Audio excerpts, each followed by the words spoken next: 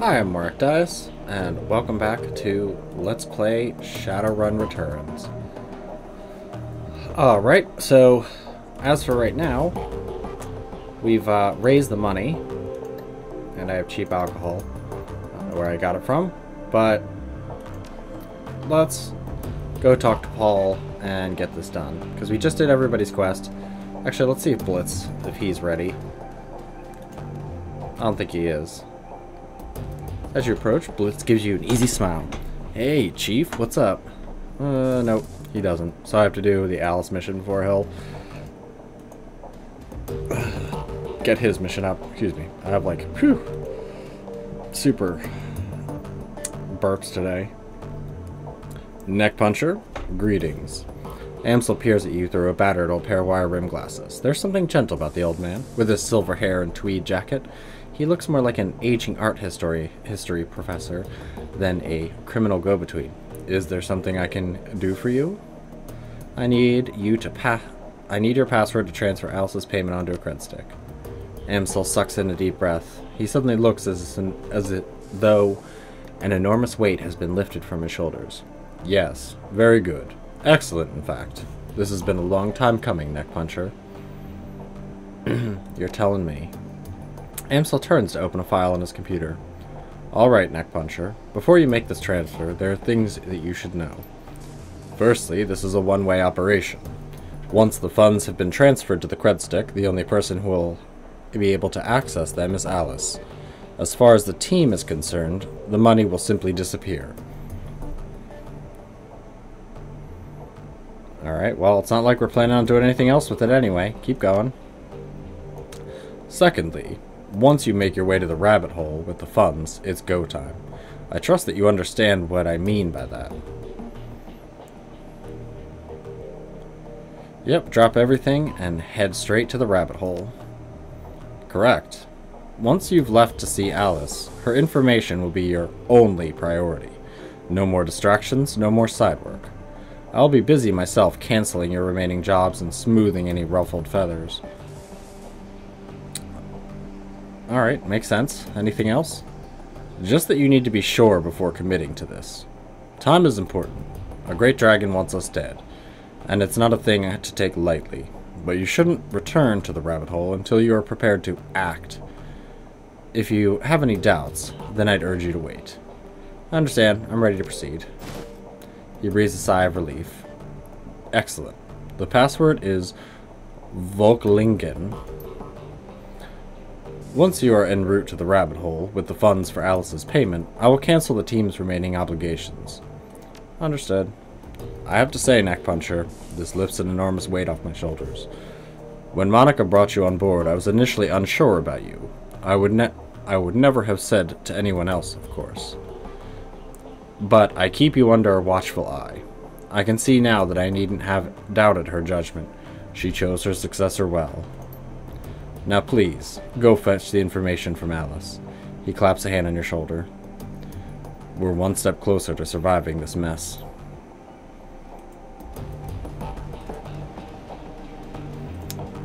Let's make sure we don't have any other jobs and pick up our money.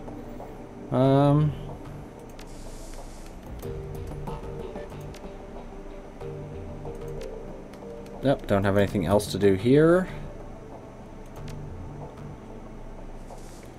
Nothing in the email. Just making sure everything's alright. Yeah, the pharma cleanup is not that great.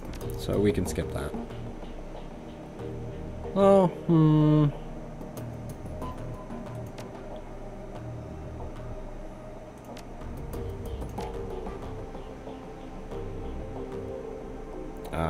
Amsel's face winks under the screen. Here will you find the complete transcript of the conversation with a Herr Fuchs. That means Fox. A potential client. The job seems to be relatively straightforward, and the payout is reasonable. One word of caution before you proceed. There are aspects of this run you might find morally troubling. Be sure to read and understand the specifics of the job before accepting. If you do accept, you will be expected to carry out the requirements of the job in full. After reading the transcript, you may choose whether or not to accept the job. If you respond in the affirmative, our client will be notified, and I will make all necessary preparations for the run. Guest. Herr Emsel? P. Emsel? Yes, I'm here. To whom am I speaking? You may call me Herr Fuchs. Very well. Please describe the work that you would like to have done. Straight to the point. I like that. Very well. I would like to retain your team's services to clean up a mess. Go on. My employers dispatched a team of operatives to conduct a quiet operation at a local sharing pharma AG lab. Unfortunately, they botched the job. The team was eliminated, and we have reliable information that one of the operatives had been taken captive. If this rogue agent were to spill information leading back to my employers, it would lead to a corporate war. A great many lives could be lost. My employers would like nothing more than to prevent such a tragic turn of events. Ah, I see. And you wish to retain my team's services to tie up loose ends? Exactly. The captured operative is a rigger by the name of Thorvald Enstad. We need him neutralized before he can inform us on his captors. As Enstad and his team have already put the facility on high alert, stealth will not be an option. Your team will need to shoot its way in, eliminate Enstad, and exit the facility. A straightforward enough task, and well within my team's capabilities. What are you offering in terms of pay? 15,000. This offer is non-negotiable. Very well, I'll pass the offer on to my team. Very good. Good day, Herr Amsel. Text field disappears, and a single line of text pops onto the center of the screen, taking its place. Accept job? Decline for now. Yeah, I'm not going to do that one. That one's not particularly good. And I don't particularly need the money. I mean, I have 10,000. It's not like there's any cyberware I can buy right now. Jerks. And either way, I got their 2 missions out of the way, which is all I really cared about. So why am I walking away from the computer? Because I'm dumb. But anyway, let's try to get this over with. Maybe I can start the Shadowrun Hong Kong tomorrow. Just kidding. It's not going to be that quick.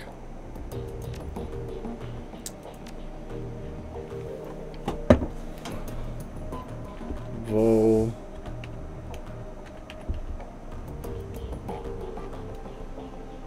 Voklinglen. And I got an extra 500 new yen for that. The funds disappear from your account. Moments later, a message pops on the screen. Transfer complete. Sitting on its dock on the keyboard, a green LED blooms to life on Alice's cred stick. The trigger has been pulled. The rabbit hole awaits.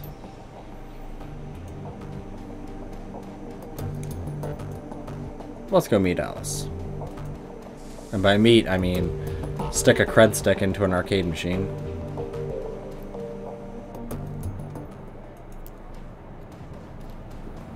So there's not much else to do.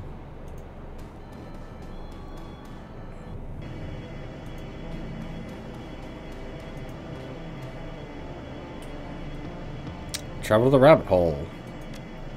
In the Allstadt Spandu.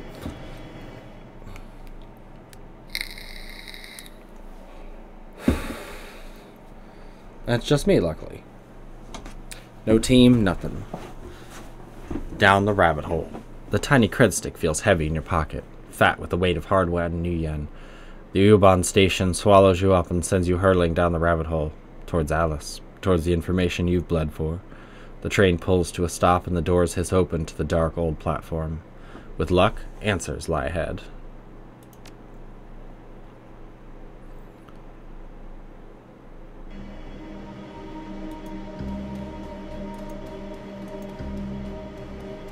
First things first, just to make sure. Nothing in the bathroom.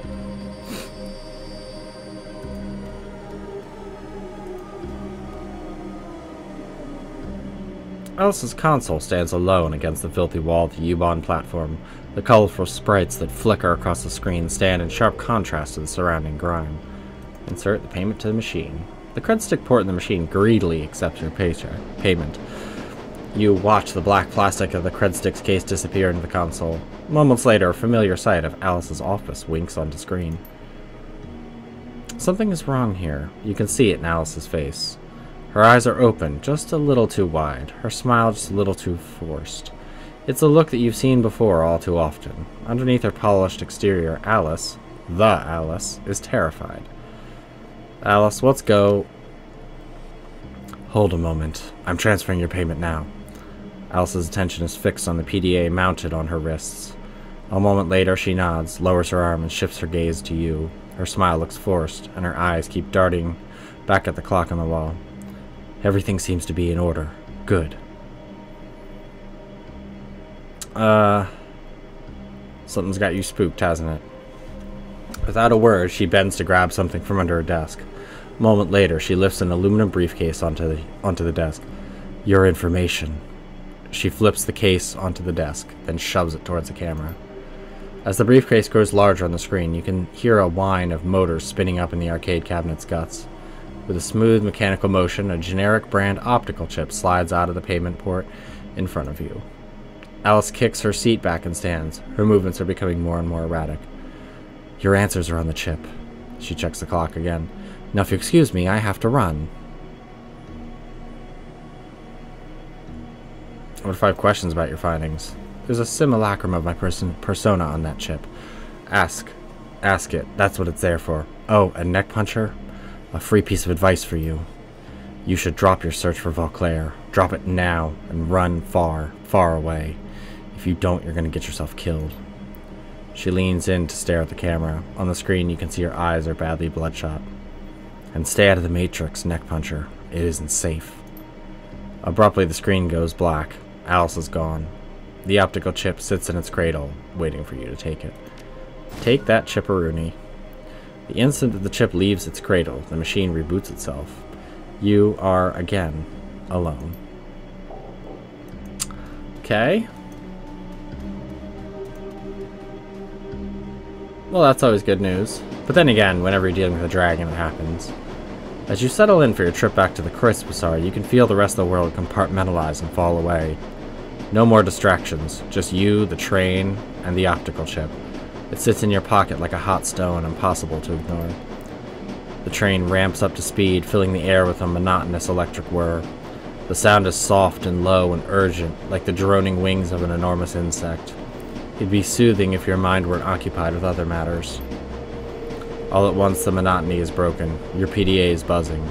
A quick glance at the screen tells you that you're receiving a call, that Paul Amsel is on the other end. You hit the receive button on your PDA. One look at the grainy image that blossoms to life on the screen is enough to tell you that something has gone terribly wrong. The strangled sounds of panicked breathing punch through your PDA's tiny speakers. In the image window, you can see the outlines of figures silhouetted against the backdrop of Amsel's shop. The view rotates, bringing them toward the center of the frame. The image sharpens. In the center of the screen stands an enormous orc in battle armor, a hand cannon leveled at something just out of frame. His face is a shiny mat of grafted tissue, his smile something like out of a nightmare. Say nothing. You watch, powerless, as the orc's grin widens, the frantic breaths that you hear coming from off-screen increase in frequency. From off-screen, you can hear Amsel's frantic voice.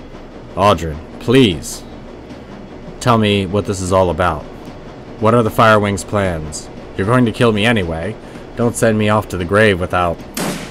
Your stomach drops as the gun bucks and roars in the orc's hand. Your view on the PDA pitches wildly, then comes to a sudden stop with a violent cracking sound. A burst of static floods the screen. Moments later, a dark shape falls into view with equivalent force. You hear the unmistakable sound of bone crunching against hardwood. The camera auto-adjusts, and the dark shape swims into focus. You're staring into and through the dripping cavernous ruin of what was once a human head. The remains of the face that remains are enough to confirm that your gut already knows. The body on the screen is that of Paul Amsel. From out of frame, far away, you can hear another voice. A woman, young, with the sound of it a military cadence. What's it now, sir? Now we press our advantage. Jam their comms, Ortega. The sound of hurried motion recede into the background. All right, remember, people. Amsel was the brains of the operation. But the rest of them will put up a lot more fight. Flush them out and take them down, one by one. Another voice chimes in, a young man this time. Sir, look at Amsel's wrist, the PDA. I think that it's recording. God fucking damn it. You hear the roar of another gunshot, and the screen goes dark. Your vision swims, and the screen of your PDA seems to fade away. The impact of what you just witnessed hammers you in the guts, over and over again.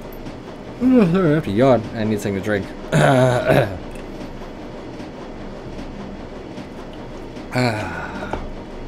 Amsel is dead. The Kreuzbazaar is under attack.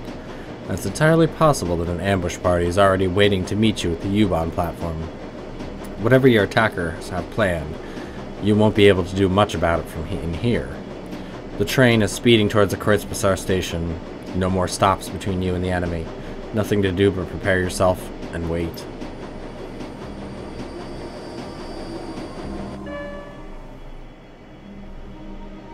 Oh, hi, Iger. The barrel of Iger's rifle swings upward. She emerges from cover, turning to face you. About time you showed up. The light plays off of Iger's face in a street light on a rain-slick, street light on rain-slick asphalt. Her face, neck, and chest are sheeted in slick, dark liquid. Blood. A lot of blood. Where are you hit? I'm not. This little bastard, on the other hand. Iger wipes her mouth with the back of her hand, then hoists a corpse up from behind her makeshift barricade. A young man, maybe in his early 20s, his eyes frozen wide in surprise. What's left of his throat hangs down in ragged flaps. Made one hell of a mistake. Nicely done. Iger shrugs. Well, you know what they say. Any weapon at your disposal. Did you meet up with Alice? Do you have the information? Yeah, I got it. An optical chip. We'll have to use my mission computer to open it. Whatever's on that chip, these bastards don't want us to read it. All the more reason to do exactly that. After we put the rest of them in the ground, that is. My thoughts exactly. Glad we're on the same page. These bastards need to pay for what they've done. And they will, neck puncher. They've got numbers on us, but their tactics are predictable. She gestures down at the dead body on the floor. Case in point, I figured they'd try to ambush you on the platform. So I hightailed it out of here and set up an ambush of my own. Good thinking. Iger nods. Thanks. Anyway, that's enough talk. We've got a job to do. Iger swings her rifle up over her shoulder. There are an unknown number of hostiles topside. They're well equipped, decently trained, and hell-bent on killing us. Last I heard, Gloria was in the north end of town. Dietrich was getting coffee when all hell broke loose. Let's go get him. Let's go hunting. Yay, +1 action points. Your experience has increased your ability to operate in dangerous situations. So, yes. And I have a whole bunch of karma to spend. 9. Yeah, I might not actually be able to get enough to do more. I mean, I have the action points, but I might not actually level up high enough to get disarm.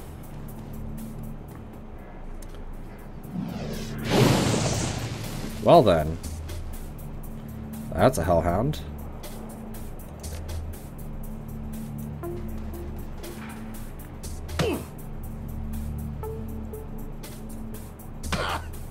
So nice to have that extra bit. Alright,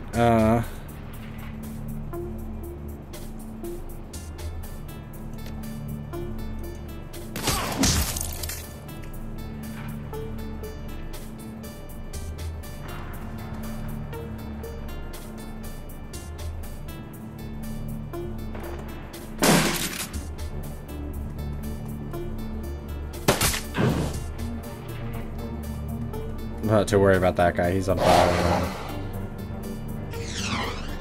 Oh, come on, don't miss.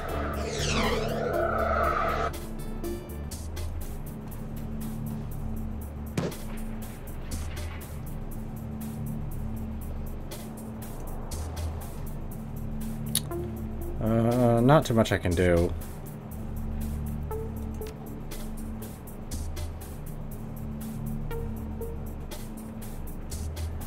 Can you hit him now? Good. Let's start off with a kneecap. Good. Oh, she has burst fire on it. She has quite a lot of abilities for it.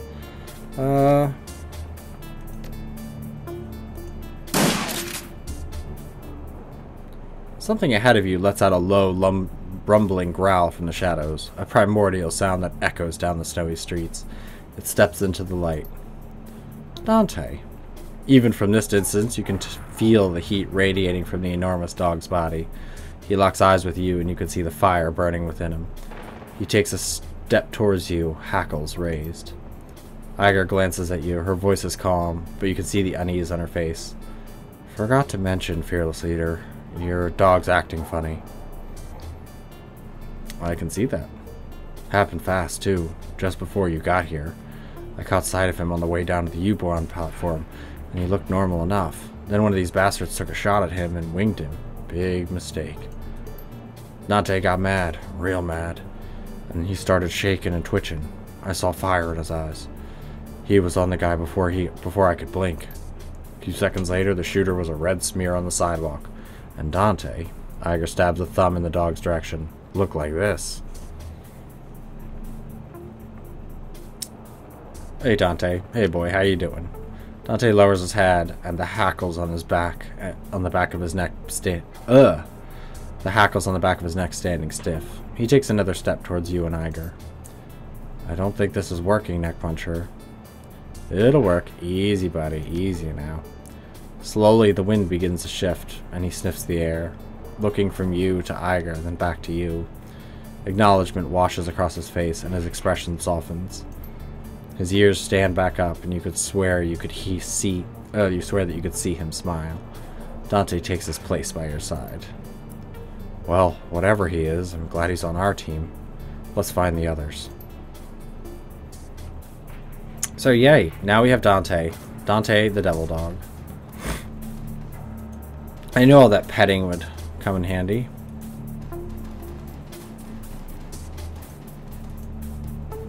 Also, it's spring already.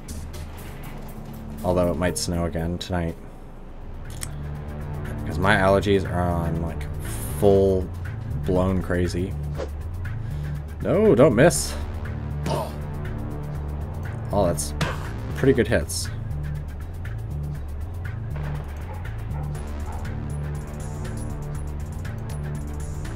$61. Oh, nice. Get that dirtball mage out of here.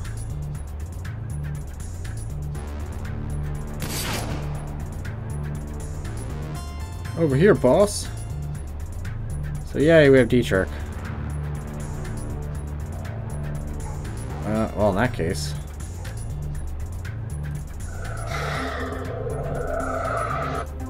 Get behind some semblance of cover.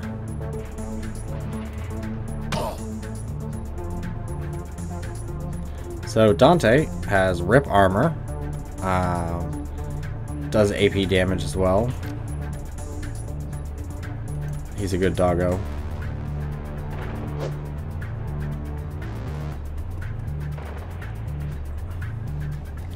But right now he's a missed doggo.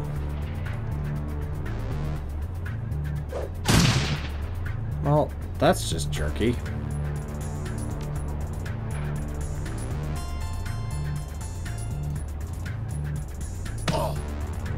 Good. 4 AP damage.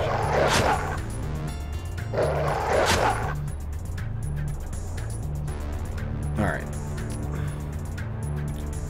Could have him heal, but that's unnecessary.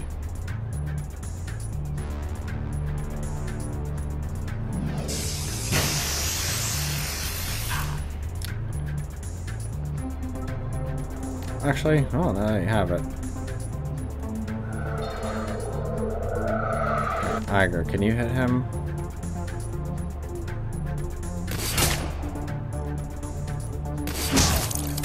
Good, thank you.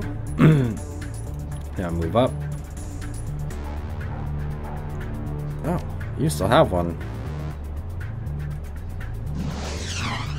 And you miss.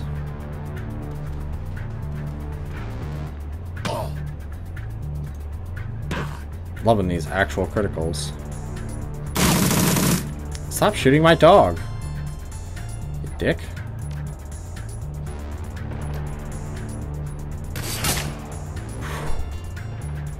God damn, that hurts.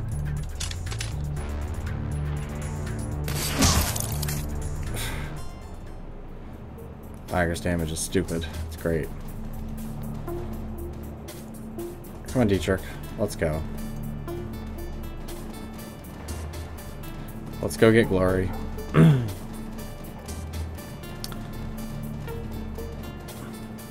I wish Dante would just come as an extra party member. Just because. I mean, come on. A Hellhound? How awesome is that?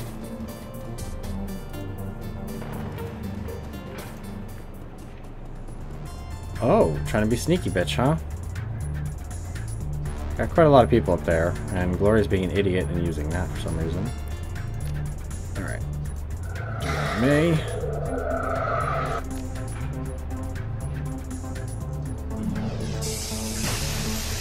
Wow. Seriously?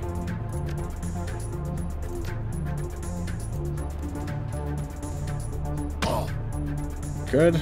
Doggo.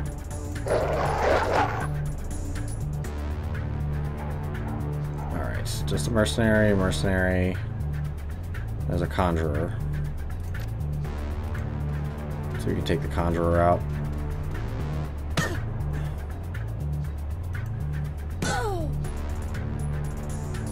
Almost.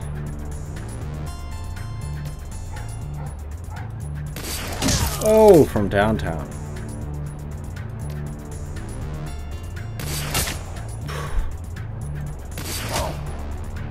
That new sniper rifle is paying in spades. Yeah, they're all 2. Oh, come on! That's some horseshit. Overwatch from behind? Please.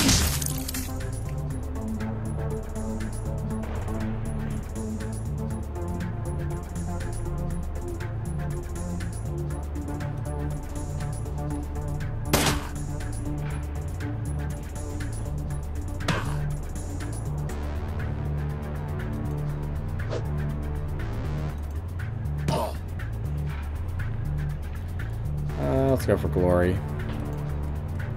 All pun intended.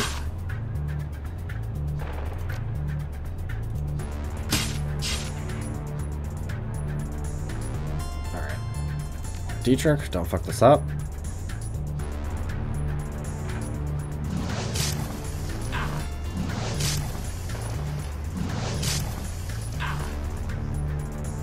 Alright, Dante.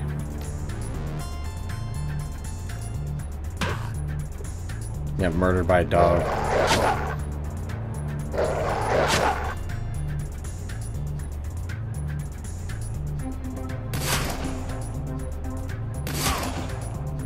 See ya. Glory flicks her wrists, sending the wicked blaze that extend from her fingertips sliding back into their housing. Neckpuncher, listen to me. We have a problem. I saw a detachment of mercenaries break away from the main group. They were carrying heavy ordnance. They appeared to be heading in the direction of the sewers. Best guess? They're planning on bringing the entire block down, reducing the Kreuzbazaar to rubble. Where the hell's Blitz? He took off with Mallet. Said something about jamming the attackers' comm. Don't worry about them. We have to deal with those bombs. Yep. We now have sewer bombs. Look at all the people dead. Well, truthfully, if I were the arms dealer, I would have been throwing shotguns to everybody.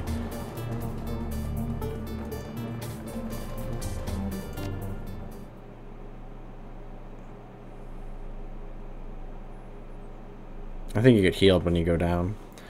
Beneath the Kreuzbazaar, you and your team descend into the sewers, footsteps echoing off the damp stone walls.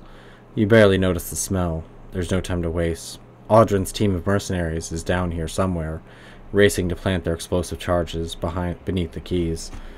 The fate of the Kreuzbazaar is in your hands. That's pretty much the way it's always been down here.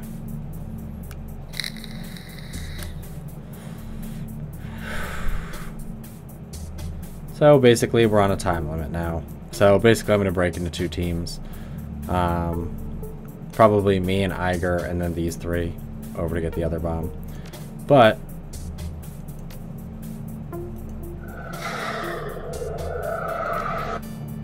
Firstly, we'll just take Iger, put her out here. Does not see anything.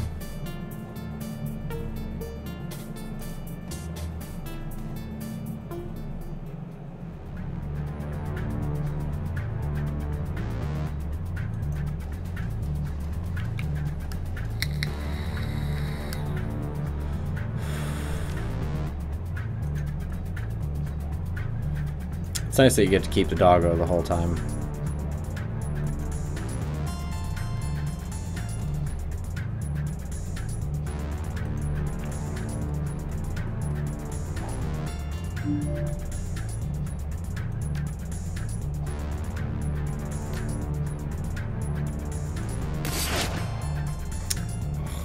Man, you miss.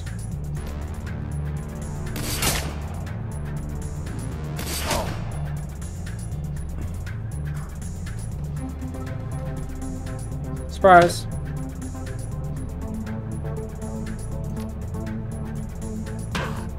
Oh, there's another guy right here.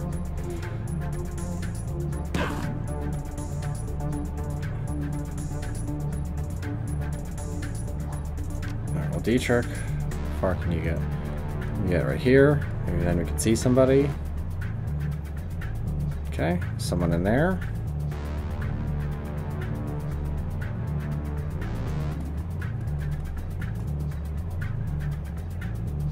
She can't actually see him. Oh.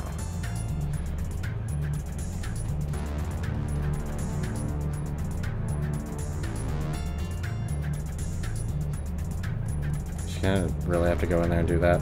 Stupid. I know these guys. Oh, stand nice and close. Yes. Nothing bad will happen if you stand nice and close. Nothing at all. Okay, well that was really rude. Although, I guess technically he really shouldn't be on fire. He is a hellhound.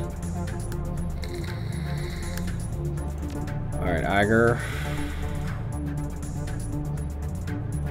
Go like right there.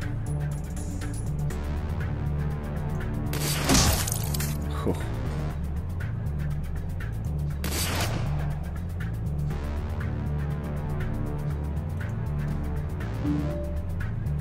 Get that out of the way.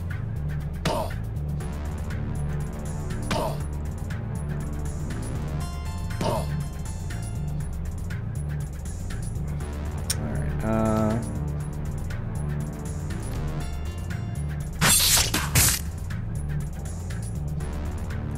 this should definitely hit.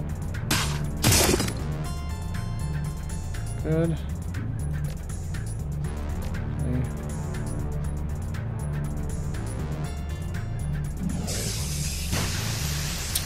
Swing and a fail. Nice. Heal my doggo. What? What? That's a load of shit. I'm fine.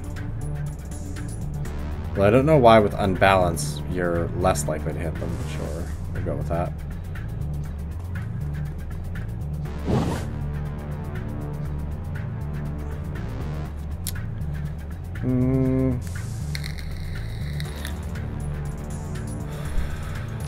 Just do a fireball.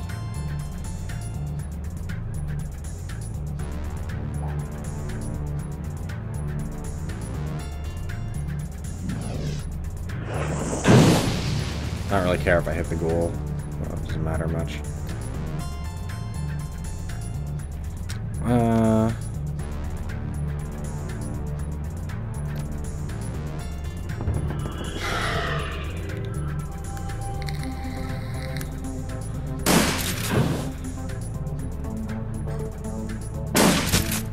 Please stop shooting my dog.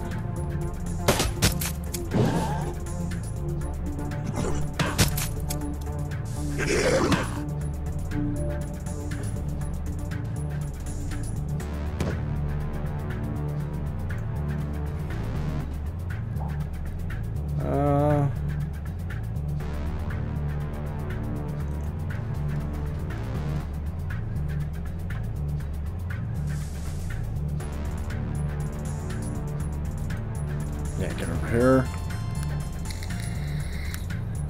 Oh, I should have moved her too, and then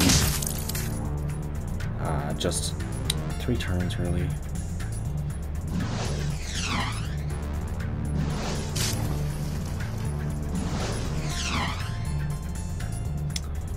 All right, Dante. I don't know why your cooldown for that is so long.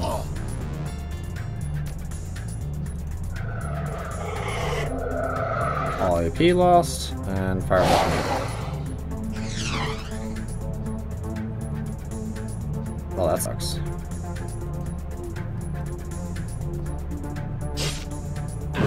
This guy's a wily little fuck.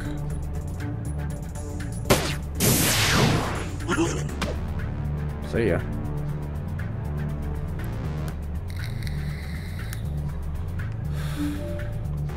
I mean, hey, if you really think about it, it's like free food.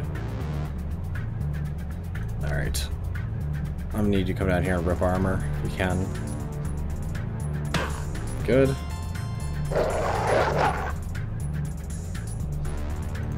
Nope, glory.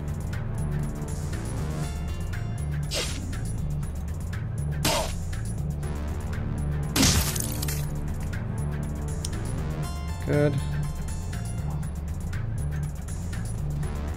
Probably be just about time for the next haste.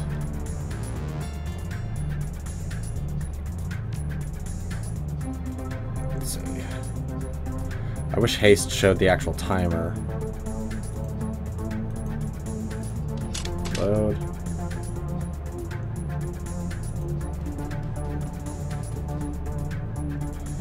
Right. D-trick. Start healing everybody, and might as well haste me again.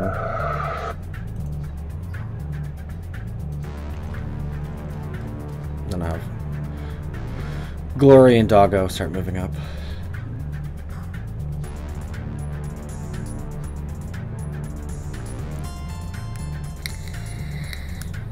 If we time it right, the ghoul should open the door for me.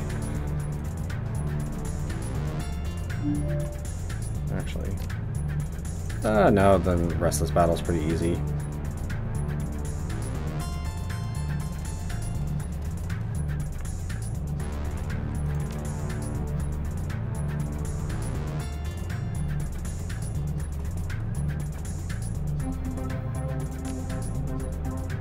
Although Doggo is quite hurt.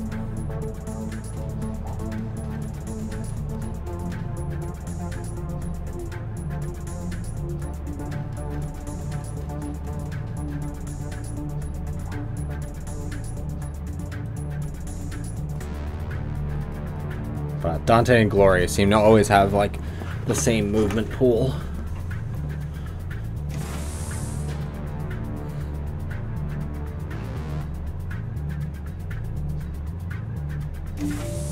Okay, so the bomb has been identified.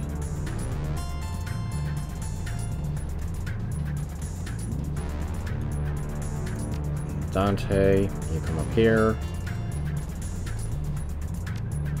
Glory, you get behind Dante. Operation get behind the Doggo, which isn't really a good plan.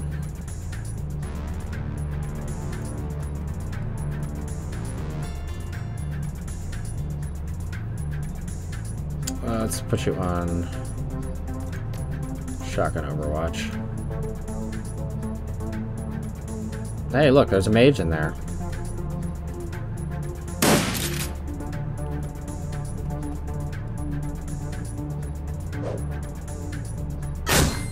Oh, you fuckers.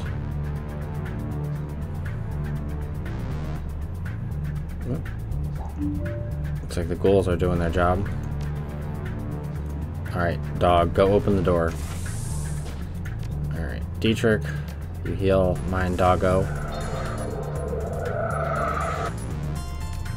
Iger, 77%.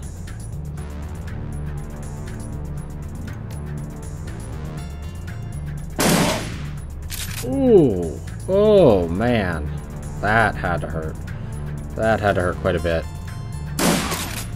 Oh, so sorry. Sorry, not sorry. Just move Glory up here and try to see if I can see. Okay, the mage is quite busy right now.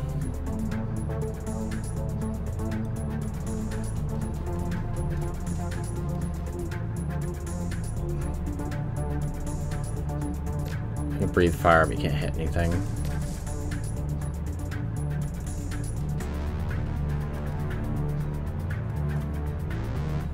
Again with that.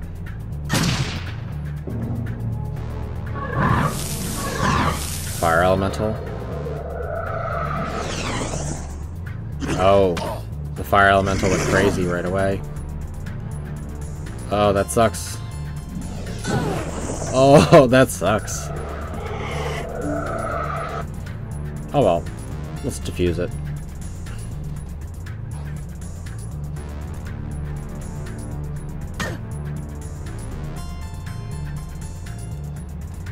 Alright, Agger, get in here, switch. Glad weapon switching doesn't cost anything. Good night. Good night.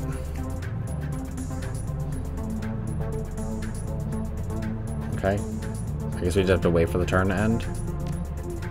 Oh, shit. Oh, you little bastard. Oh, I guess technically the fire elemental is considered an enemy. I don't really care about fire elemental. It'll disappear in a turn or two anyway.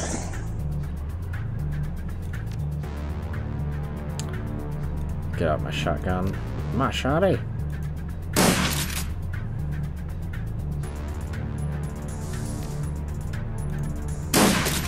Good, balanced, and reload. Actually, you do have enough for another shot. Dragon's Breath. Now that's actually hitting.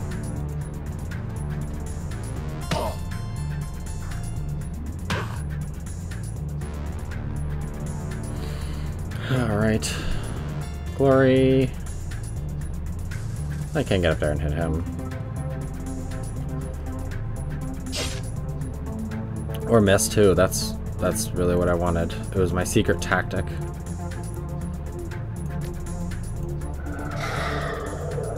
Myself an extra AP so I can knock him out. Or not.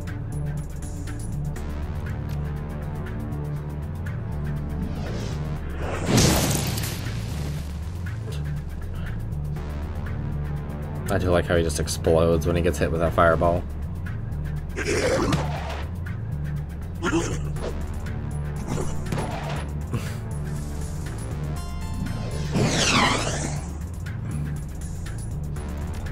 Alright, Glory.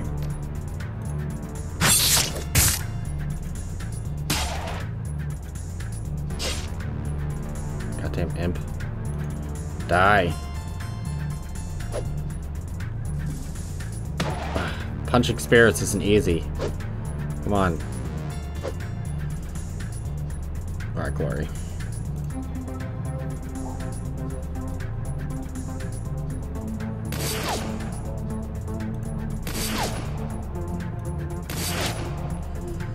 That was a thing that just happened. How about we up your aim a little bit? So heal me. It's only 6, but it's better than nothing. Yeah, try to hit him.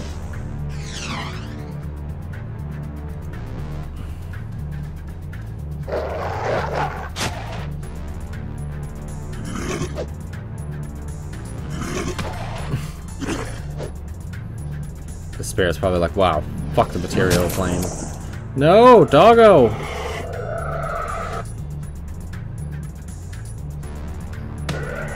Bastard, kill my doggo. Let's head to the safe house. Take care of Paul. That orc is gonna pay for this. You think he's really gonna be waiting there? No.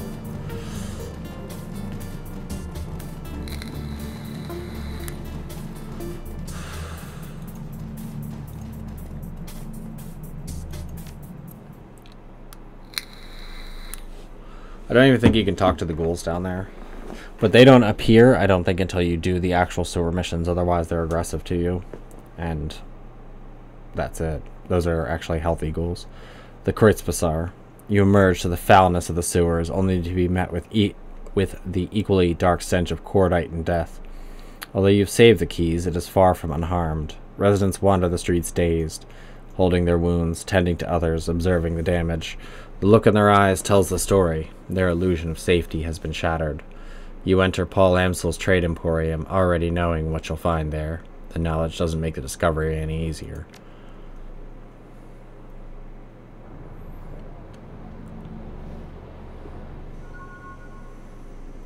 Once again, the team gathers around Paul Amsel, but tonight, he has no more missions to offer and no advice to give. His body lies motionless on the hardwood, cooling in the night air. The ruin of his face has been hidden under a burlap tarp. For several minutes, nobody speaks. Finally, Dietrich steps forward. I think we should say something about Paul. There's a moment of silence. Then Iger speaks up. I'll go. Iger brings herself to attention, stares straight ahead. Paul Amsel was an important member of this team. He supported us well. He said what he was going to do, and he did it. That's rare. That's worthy of respect. She looks down at the body. There's a long pause before she speaks again. Thank you, Paul Amsel, for everything. Another pause. Her voice softens. I was out of position when they came for you. I couldn't save you. I'm sorry. The others shift uncomfortably, not knowing what to say. Glory breaks the awkward moment, her voice a frosty monotone. I appreciate what Amsel did for us. It's another loss, one that this team can't afford. Glory's eyes sweep across the group and land on Amsel's body. Her expression is impossible to read. After a moment, she turns her head and looks at you.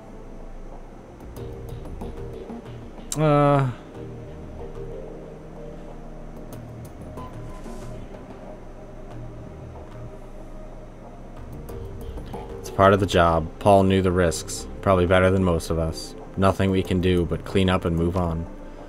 Dietrich closes his eyes, shakes his head steadfast. There's more to this than a mercenary's paycheck, my friend. There has to be. Goodbye, Paul. Got to see mit dir. Gingerly, Blitz steps forward. His hair is mussed, and there's a fresh bullet hole in his jacket. He smells like smoke and blood and stale sweat, and his hands tremble as he takes them out of his pockets. I didn't know Paul as the rest of you, but he seemed like a good guy. He shuffles his feet. I didn't want to see this happen at any rate. You okay, Blitz? Looks like you and Mallet saw some action back there. Yeah. His eyes remain fixed on Amsel's body. I'll live. As if in turn, Dante lowers his head sadly, lets out a heavy sigh, and closes his eyes.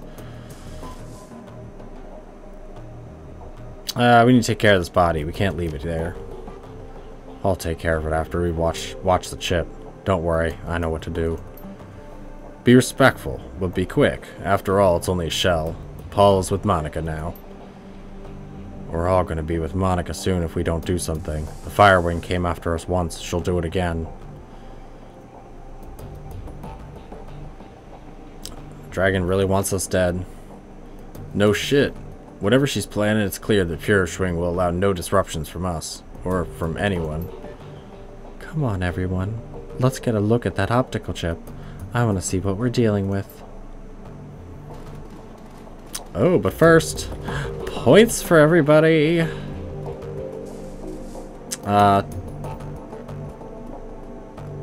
Yeah, reloading speed loader is nice, but considering you have to have so many encounters before that happens, it doesn't make a difference. Compared to Iger gains an ability that can target 2 enemies in one action. Hell to the yeah.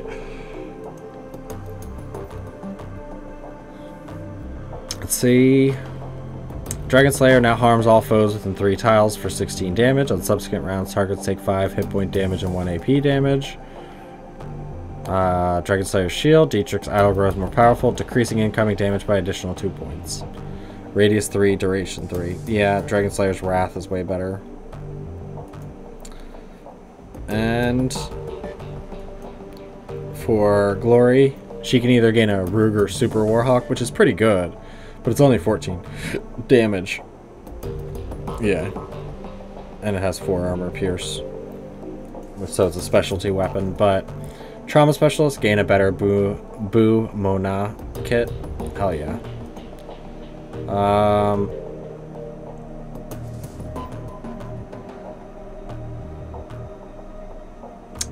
Yeah, I'd rather him go for Mark Target. Too bad Dante doesn't have points. Or that you can use him earlier or anything. So let's go watch this optical disc.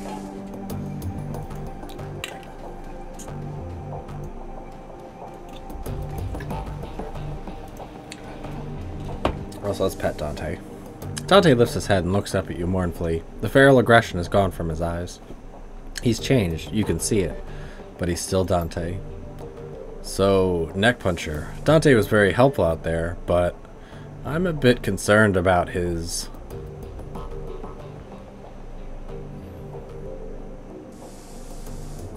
fire breathing, pretty cool trick, don't you think?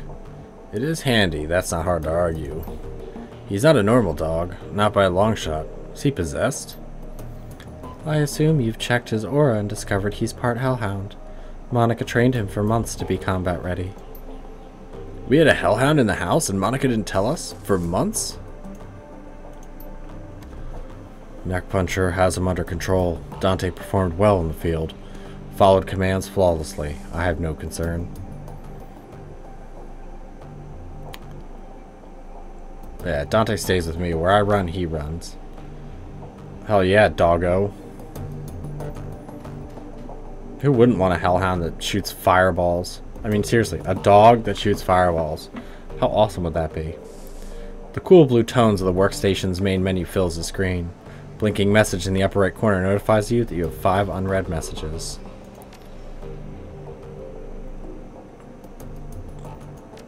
I think this is a new one. Yeah. I don't care about Mallet. Just telling. I think that's the old one, actually. Yeah.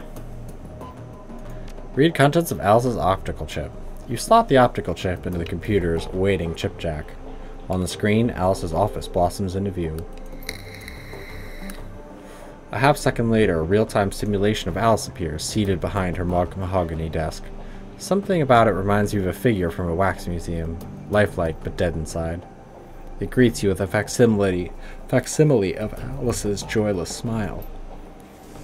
Customer name, Neck Puncher. Its voice is hollow, synthetic, an automaton masquerading as a living woman. One who you've never met in the flesh.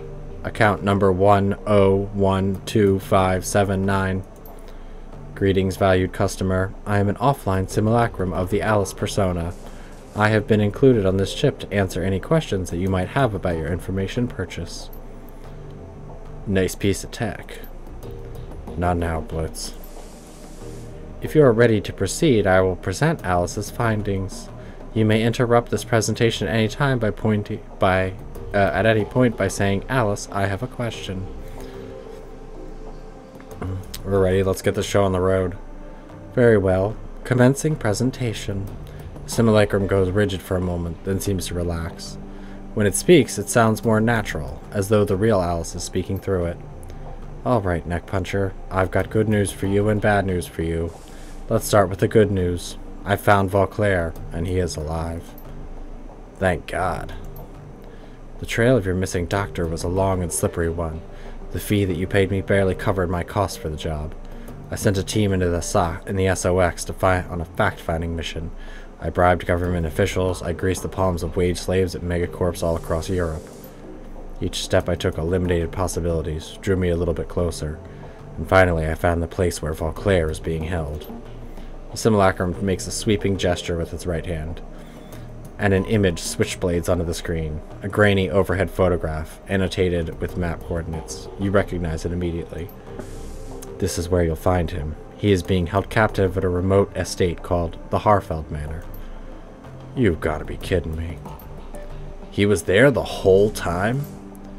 Glory says nothing. She just studies the photograph and nods. Okay, nobody tell me, I get it. Is there something else that I missed? I also have a question. The simulacrum hitches again, and you can feel the life drain out of it. It looks up at you robotically. Now you have a question. All right, please make your inquiry now.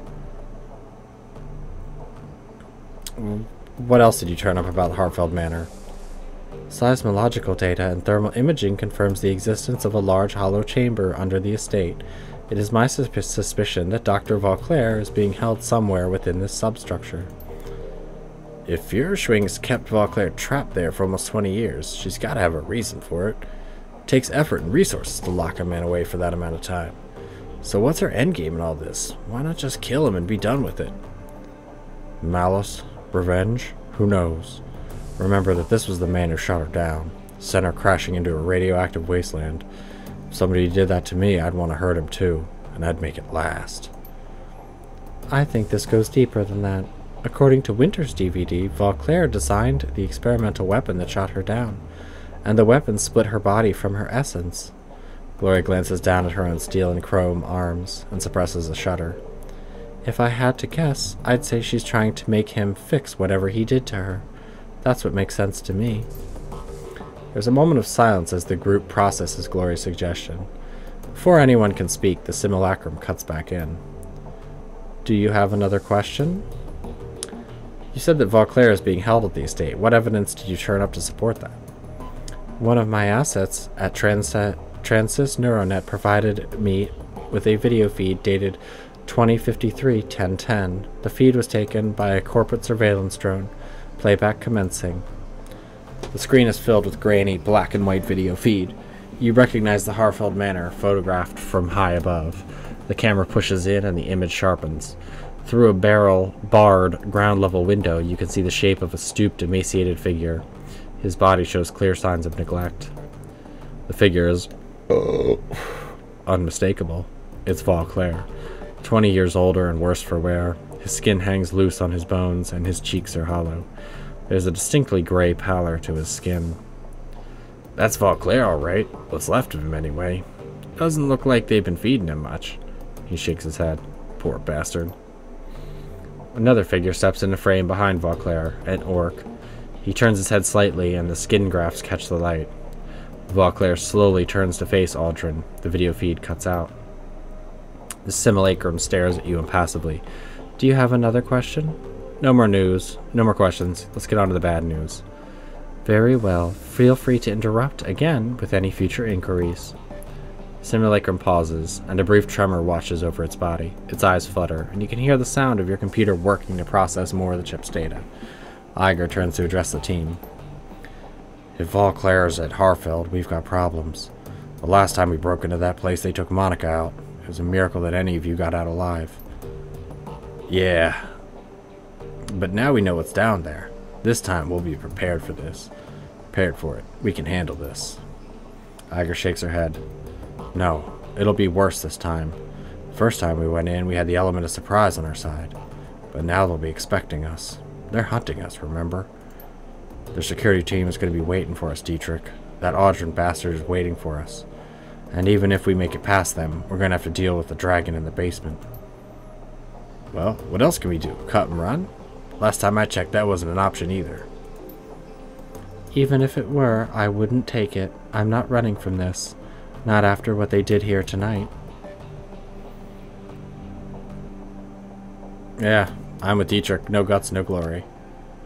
The simulacrum jerks back to life. It resumes speaking, blissfully unaware of the conversation that it's cutting off. And now, Neck Puncher, on to the bad news. You now know where Vauclair is, but rescuing him will not be possible. Alice, I have a question. He continues without waiting for a response. Why the hell not? In the course of my investigation, I encountered something terrifying in the Matrix. It was fast, cunning, and very definitely intelligent. I'm convinced that I only escaped because it let me go. It could have killed me in a heartbeat if it wanted to. This thing I met is protecting the Hartfeld Manor, and it's going after anyone who gets too close to what's happening there. Alice, what did you see in there? What is going on? What is going after these people? By way of explanation, I would like you to read the following documentation. Simulacra makes another sweeping gesture, and the menu slides back onto the screen. This time it's filled with text. Okay, old microphone, you need to stop hitting me in the head. What you're looking for is an archived forum discussion from the early days of the Shadowland BBS. Blitz stares at the text on screen. It isn't kidding, Chief. This discussion is dated back to 2036. That's ancient history in the decking community. It probably isn't even correct to call these guys deckers. Hackers would be a more appropriate term. Yeah.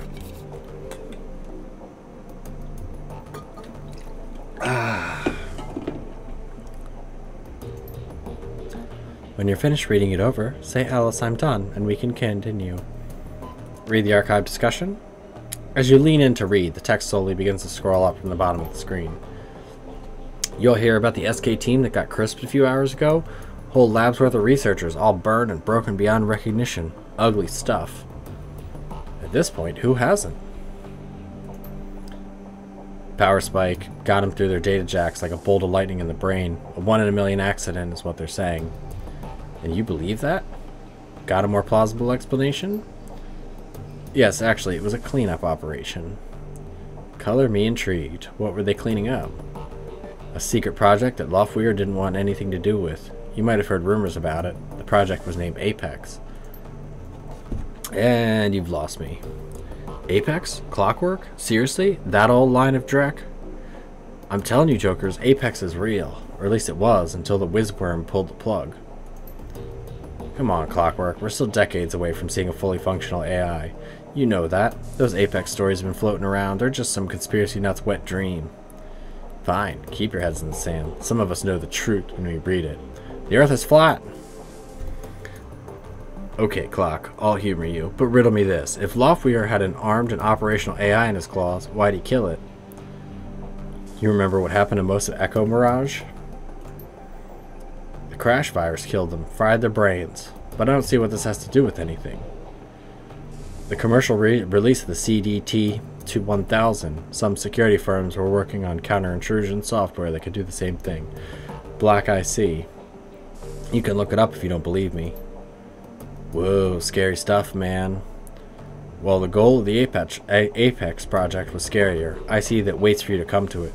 Apex wouldn't be bound by those restrictions. It could go out hunting, hit its targets when they least expected it. That's why they called it Apex. It was designed to be an apex predator of the digital world. And so, rather than using it to its advantage, Loftweir decided to kill it in its cradle? The Whizworm's no fool. There's some things too dangerous to play with. How would you put that genie back in the bottle if it ever slipped out of your control? Answer, you couldn't. And then it would come take over the world! Exclamation point while ones. Okay, this thread has officially gone off the rails. I'm closing it down for the good of mankind. The slow scroll of text comes to a stop. Alice, I'm done. The simulacrum jerks back to life, then settles into a neutral pose. There are no official records of the Sator Group database to support the existence of the Apex project, but the thing that I encountered was Apex. Of that, I am certain. Just as I am certain that Apex was responsible for the deaths of Monica Schaefer, Green Winters, Clockwork, Peregrine, and a score of other Deckers over the last 16 years. Blitz raises his hand.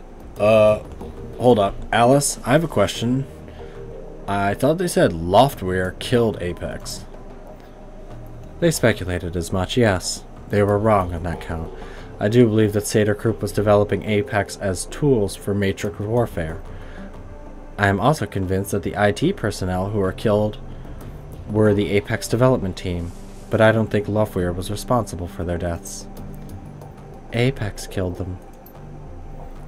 That'd be my guess, yes. In the turmoil surrounding Loftweir's buyout of Sator Group, a number of projects went missing. I believe that Apex was appropriated by a member of Führerschwing's organization at this point. It was then unleashed on its own development team to silence them. Since then, it has provided information control for the Firewing. A pet AI a pet AI would explain how Führerschwing has managed to maintain her conspiracy and avoid detection for the past 2 decades. Anytime anyone gets close, the AI takes them out and scrubs the record clean. So here's your bad news, Neckpuncher. Vauclair is being held at the Harfeld Manor, but knowing that does you no good, because you can't approach the place.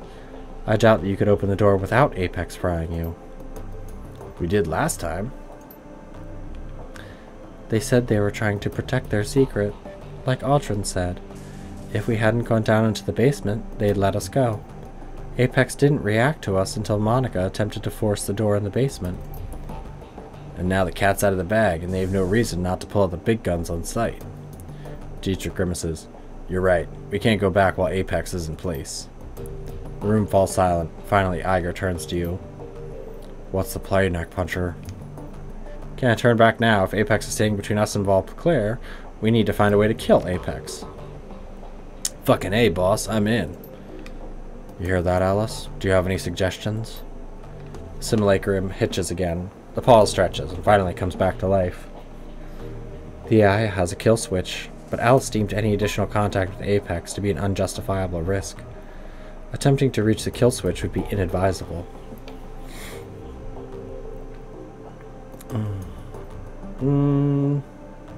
Yeah, I'll be the judge of that. Alice, tell us about Apex kill switch. The simulacrum stares at you with dead eyes. Thanks to my close encounter with your AI, I was able to run a trace on it. Through this trace, I discovered the physical address of a backdoor access point of Apex's programming, an old Sator Corp research lab, long since abandoned and fallen into disrepair. The facility is now hotly contested gang territory. I have also determined that a kill switch for the AI exists somewhere in the basement of this facility. I will provide you with a physical address. I don't like the smell of this, Chief. It said that the Apex let Alice escape. He turns to address the simulacrum on the screen. Alice, why would a Matrix Warfare AI allow you to run a trace on it? It stares straight ahead, its eyes dead. I'm afraid the answer to that question falls outside the scope of my written parameters. The simulacrum stutters one final time, then looks up at you with an apologetic smile. You have now reached the end of this presentation. I have been encoded with a final message from Alice the Neckpuncher. Playback commencing. The simulacrum's eyes go wide, and life floods back into it. It stares directly at you. Neckpuncher, if you didn't listen to me before, listen to me now. Drop this. Stop going after Valclair. Get out of Berlin and stay out of the Matrix. I'm telling you this for your own good. That's all I have to say. I'm following my own advice. I'm out. Don't try to contact me again. The simulacrum reverts to its idle state, slumping like a puppet with its strings cut. Its eyes glaze over and its face goes slack. Then the screen cuts to black. So the Dragon has a killer AI in charge of security. I can't say I'm surprised, but then nothing surprises me anymore. We know what killed Monica. We have a name for it, and we know how to kill it. That's good enough for me. We know what we have to do. We can either stand around talking about it, or we can go do it. Agreed. We shut down Apex, and we re-enter the estate and rescue Valclair. He's the key to this whole thing. Sounds like a plan, boss. I still say that all this is crazy talk, Chief. Taking on an AI isn't a bad idea. It's suicide. So my vote is a cut and run. Blitz surveys the rest of the group, sees the determination in their faces. Finally, he sighs. But if you're really going to do this, you'll want the best decker you can find along for the ride. I guess that nominates me. Woo. Alice said that the kill switch is located in some old SK facility. Assuming the site was shut down sometime after the Apex project disappeared, it could have stood empty for years, maybe decades. She also said the building was in gang territory now. I wonder if it'll be anything like Das Kesselhaus was. God, I hope not. There's only one way to find out. Let's get prepped. This thing isn't going to kill itself. Blitz glances at you. The worry is painted all over his face. I can't believe I'm saying this, but you better bring me along. You try going up against an AI without a Nova Hot Decker at your side, you're probably going to regret it. Yeah, well, when we find a Nova Hot Decker, we'll let you know. Iger begins her weapons check. Improvise. Overadapt. Overcome. Bear growls. Whatever's there, we'll deal with it. First, we find our way into that basement. She peers through the scope of her sniper rifle, and then we kill the AI that killed Monica. Damn right. As a team begins to gear up, as a team begins to gearing up, as she slides a shell into her shotgun, Iger catches her eye. You did good out there, defending the Kreuzbazaar. You've had our backs the entire way, made good decisions. Are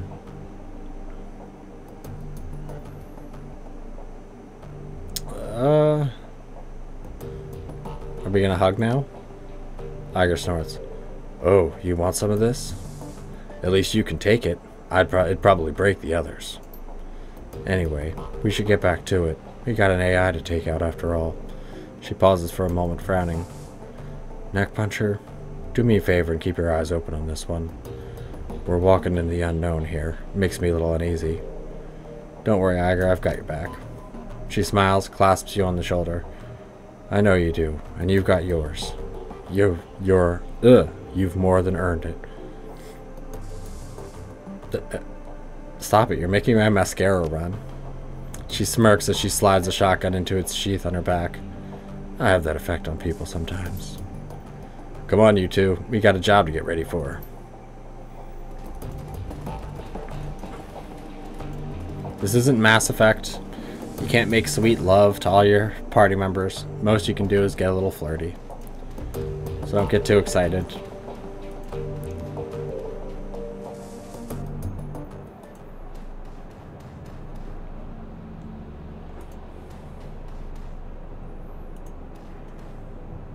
Neckpuncher Civic Center.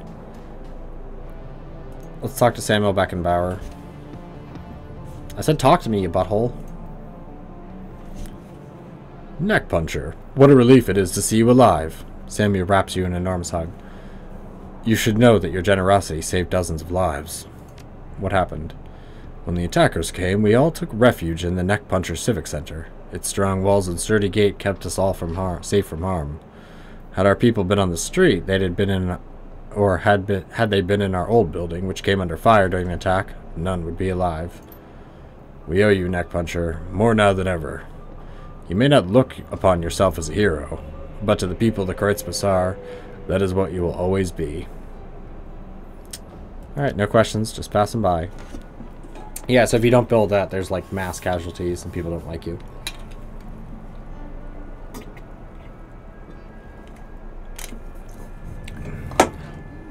Actually, real quick, does he actually have anything else he can say?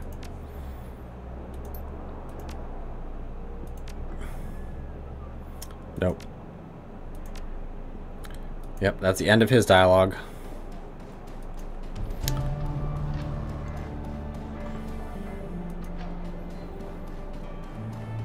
I don't see the other girl. She usually dies, unless you really talk to her and try to comfort her and get her to clean up her life. She'll die no matter what. I think you don't see her until after this mission is complete, if she lives.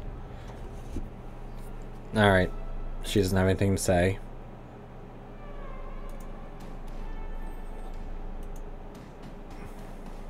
Rude ass Lucky Strike. The one thing I do like about this is that you don't actually have to hire anybody.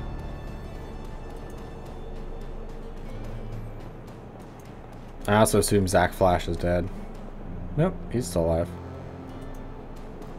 Anyway, let's go check out the doctor. Get any last minute cyberware. Neckpuncher. Dr. Esquibel gives you a once over and nods. I see that you made it through the attack relatively unscathed. I hope our recent misunderstanding won't have an impact on our ongoing business. Misunderstanding, Neckpuncher? I'm sure that I don't know what you're talking about.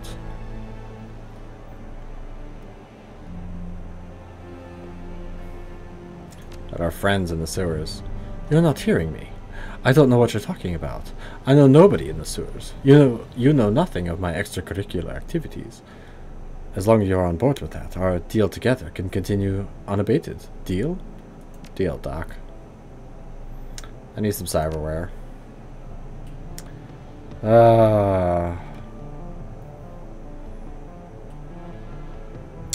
Guess I should probably just get whatever I can now. Because, yeah, it looks like I didn't get anything to increase it. I don't care about quickness, so let's...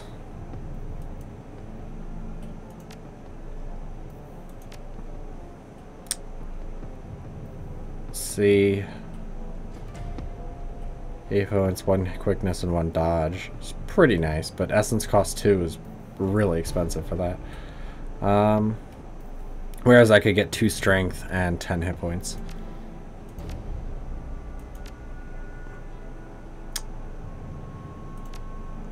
Oh, I could actually get one more thing.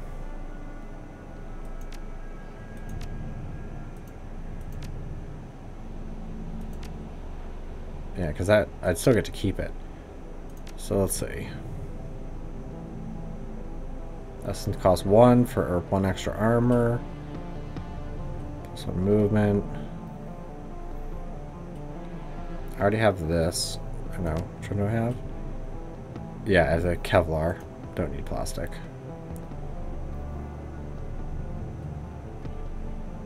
So armor plus 1 body. I'd rather take the strength. Because 1 body, 1 strength is worth more than 2 armor and 1 body. Dodge and throwing. Plus 1 to dodge and plus 1 to movement. Those are cheap. But I think those are body. Yeah, body.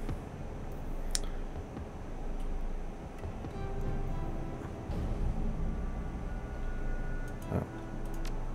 No.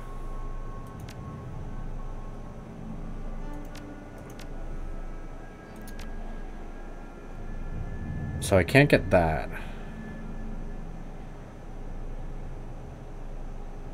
I could get the hydraulic jack, but...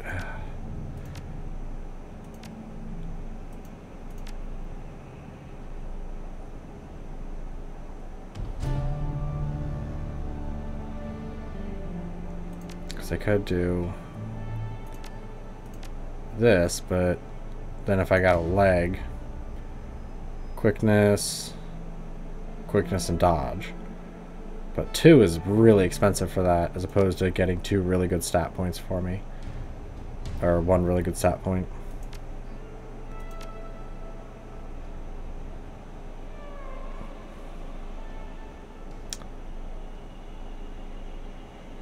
Yeah, see, that's tough. Because I don't need quickness. And dodge is nice, but let's do this. Time to lose my arms. Man, I would kill for some robotic arms. Although jacking it would be a little difficult. And probably pretty cold.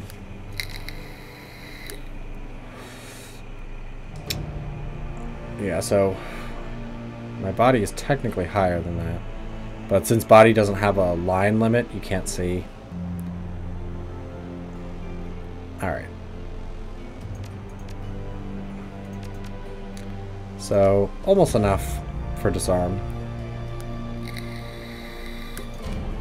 Probably once we finish the next mission. But yeah, strength 12. Although I wish you could see your, even though I hate the term, THAC0. Your 2 hit. And what kind of armor piercing you would have on it. Also, I'm probably broke now. No, I'm so good. Wait, why do we have 2 objectives? I guess I could take either train. Let's see what Zach Flash wants. Didn't tell him anything. That was crazy, mein Freund. Bullets flying, people dropping like flies. Crazy. Old Zach had to use his magic on a few of them. See that puddle over there? He lazily points to a yellow-green stain on the cobblestone, then gives you a slow nod. Yeah, that was one of them. Attacker. Thy name is Goo. One of these days you're going to have to demonstrate this powerful magic of yours for me. His smile widens. One of these days, mein Freund. Absolutely. But today you're here for a reason. What can old Zach get for you? What's up with the bandages on your hands? Zach snorts out a burst of laughter. He waggles his bandaged hands in front of you. Oh, these? Nothing much, chummer. Nothing much. Tussled with a spirit back in Amsterdam.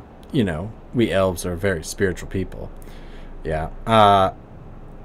If you're an elf, you can call him out for this. Oh, come off it. Elves are not.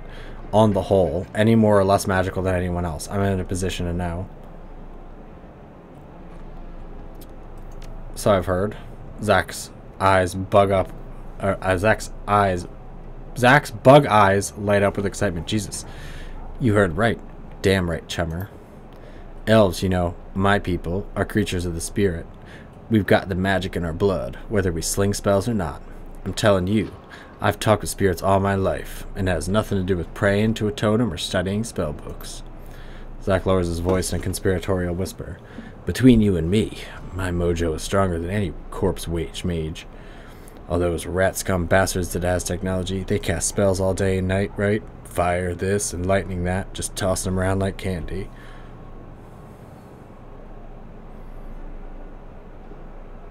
Right. Well, me, I'm just doing my thing. Not casting spells. I'm storing up my energy, saving it. Can you imagine how much magic I have? I don't think that's how it works, Zach. Trust me, friend. I have secret knowledge. He slowly turns his head from side to side to give you a good look at his upturned ears. Like I said, it's in the blood. Again, biotech, you can examine his ears. Okay, I trust you. Now can you do some business? Well, I am a businessman. I suppose that you're a customer. Who am I to say no? Yeah, show me what you got. I'm not actually buying your drugs. Just using you to sell stuff. Here, have some hyper.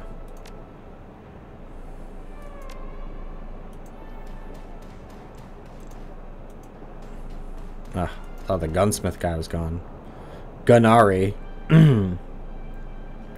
Neck puncher, I'm glad to see you made it through the attack. Not all mine were so lucky. You okay, Herr Metbach? Bach? No, I lost a niece today. I'm doing a whole hell of a lot better than our attackers are.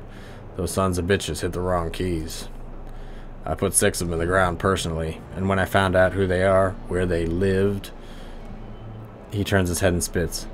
Ain't nothing gonna save those people. He shakes his head and returns his attention to you. But you didn't come here to listen to me rage. You're after a bit of paycheck. Yourself, I'll wager. So, what can I do to help you get it?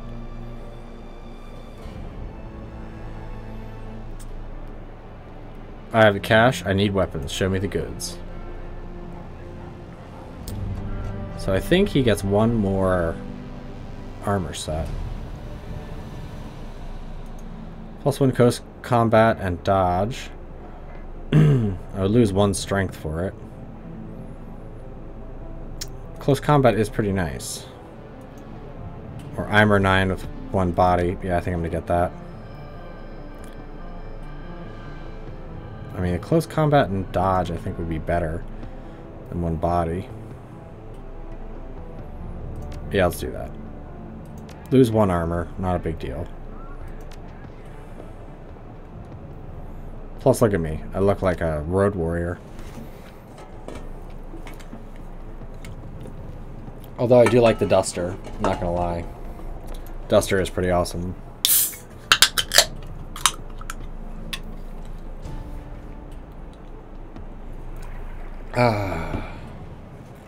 Anyway, let's go punch an AI in the neck. Also, no more talking, please. My throat. So scratchy. So scratchy. Assemble the team and travel to the coordinates that Alice provided to find a backdoor access point to shut down the Apex AI. Glory for sure. Yeah, so... he has some extra potions. Unfortunately, he loses a spell, which sucks. But Petrify is pretty nice.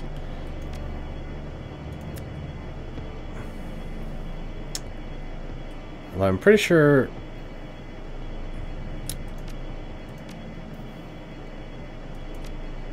okay. Yeah, I don't think you actually need a decker. I think you can just choose to blow it up. Because I think it's just a control panel. I don't think there's even a place to jack in. Maybe there's one room and you can get some data. That's just about it. Apex. An artificial intelligence designed for matrix warfare. The thought of it sends a chill down your spine. For years, the shadows have been ripe with rumors of true AI. Names like Mirage and Psychotrope have fueled conspiracy boards on the Shadowland BBS since 2029. Most savvy Shadowrunners dismiss these stories as bunk, but from what Alice has told you, at least one of these stories is real. Apex is waiting for you, somewhere down in the basement of an abandoned Satyr-Krupp lab.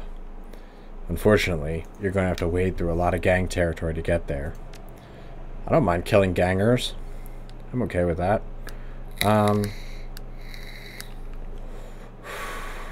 Yeah, we should be good.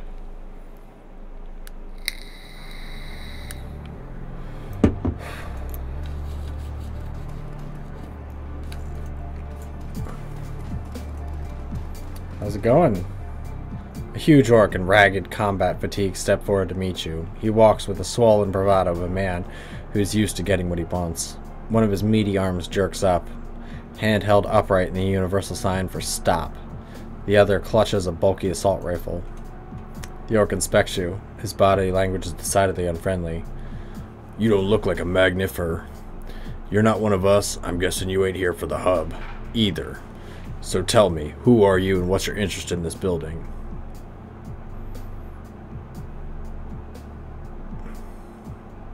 You best step back and stand down before you get hurt. His lips curl into a disdainful sneer. You sure you want to go down this road, friend? We've got you outgunned, and we're in no mood to be screwed with. Who said anything about guns? Back down or I'll break you in half, little orc. I'm a troll. The orc looks you up and down, and you can see the uncertainty gnawing at him. When he speaks again, the swagger has disappeared from his voice. Take it easy, friend. I'm not going to draw at you. You just caught me at a bad time. He pauses for a moment to consider, then cranes his neck to look you in the eye. You know, if you're looking for work, we could use a troll like you. Get you some spare cash and a free pass into our building all at once. How's that sound? What exactly do you want us to do? That was a terrible Iger voice. Iger's tone is neutral, her posture relaxed. One of her hands casually comes to rest on the butt of her shotgun. Ulrich doesn't seem to notice. We're having some trouble with a local mage gang, the Magnificers. The orc turns his head and spits. They attacked us without warning, took up in our building and kicked us out onto the streets.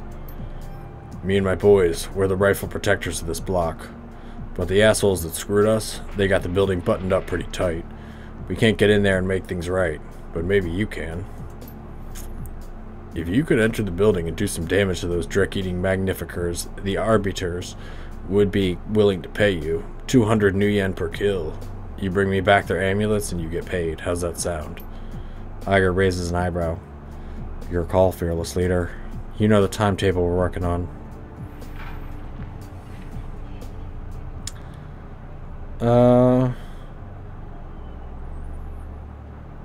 No thanks, but I don't have time to go mage hunting. He shrugs, then nods towards the building entrance. No help, no access. I can't guarantee your safety out on the streets. It's your choice. If you don't back down and let me through that door, I'm going to put you down. Big mistake, man. Big mistake. He takes a step back and turns his head to shout at the toughs behind him. Come on, boys. Let's show this parasite who's boss. No, you guys aren't going to last long. Got a grenadier back there and a mage back there. Well, oh yes.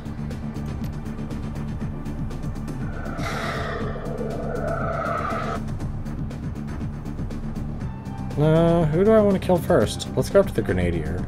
Heavy ganger, Forcer, Ulrich, Ganger Enforcer, Fizzad.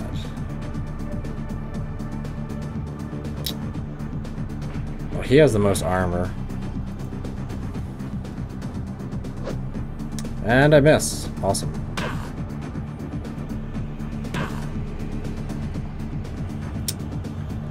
Alright.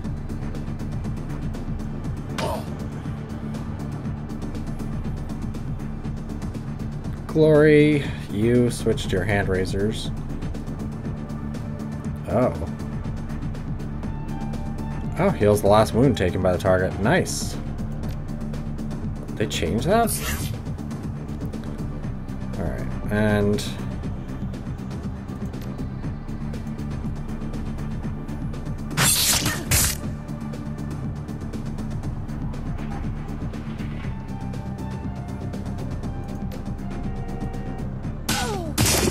Ooh, that's a hit.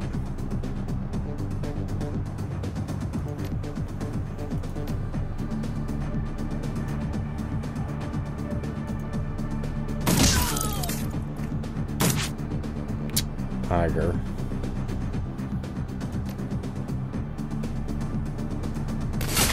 Ooh, 30 damage. Ouch. And you're dead. What? Just shoot the equipment? Really? See ya.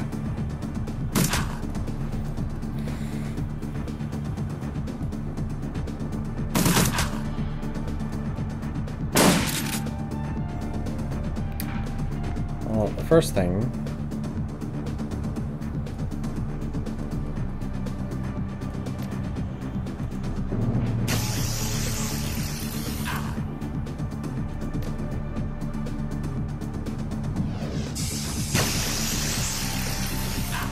Minus 1 AP everywhere.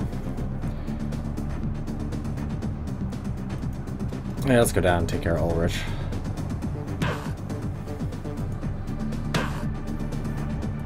Or Ulrich. Oh. Alright, Iger. Oh my god, 38 damage. Double 38s. Nice. Nice, nice, nice. Well, 74. See, now Iger's finally hitting with power.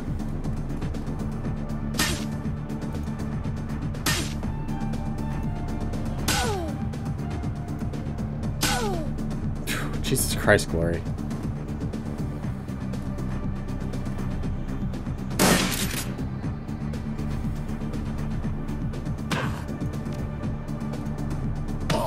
Should use that first. No. Why did you not switch? What the hell? Didn't make the armor break sound, but sure. That's fine. Yeah, good night.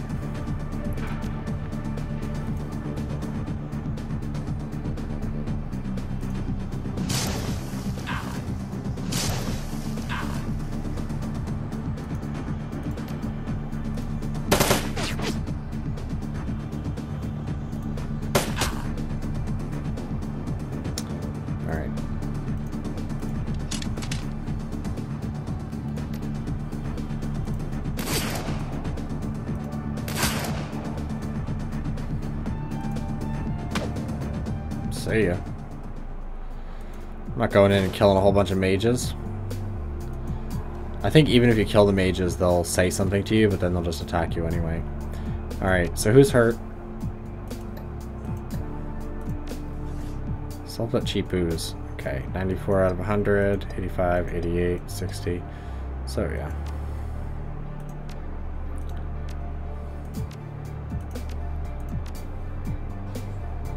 Because we're going to get more stuff anyway. Premium medkit. Elevator control chip.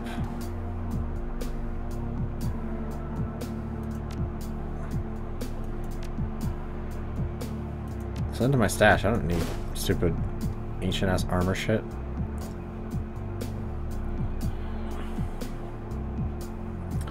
Oh. There's nothing. I don't think there's anything out here I can interact with otherwise.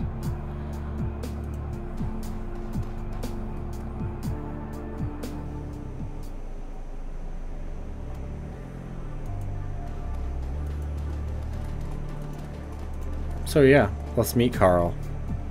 The man behind the counter looks tired. His lids are heavy and his eyes are bloodshot. Welcome to Carl's General Store. What can I do for you? Let's see your inventory. Premium medkits. Oh, baby. Expert drone repair. Basically, he's setting you up. So we're going to buy those. Keep them in stash. I don't need them right now. Let's talk to Mr. Parson. The attendant behind the counter is an uncommonly fine-featured dwarf with a beautiful smile. Oh, the beatific smile. That's weird. A yellow ID tag pinned to his chest announces his name in large blocky letters. Parsons. He nods at you, raises a hand in greeting. Welcome to the hub, brother. Are you here to share in the splendor of communion? If so, I can show you to an empty terminal. What do you do here?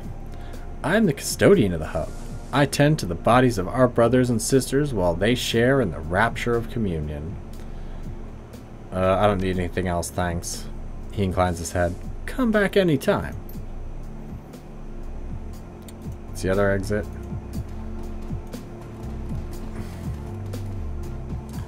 The elevator appears to be offline. The control panel's LCD screen is unlit, and its metal casing is badly dented. Leave the elevator alone. Guess we're gonna have to go kill some...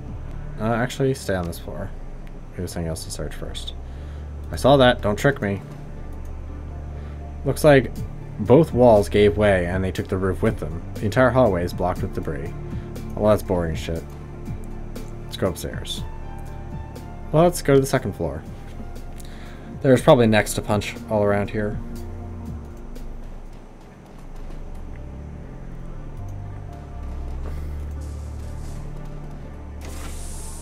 Oh good, target practice. Excuse me? Going to critical hit me? What kind of rude shit is that? Alright, Dietrich, heal me. Haste me. Adrenal pump yourself.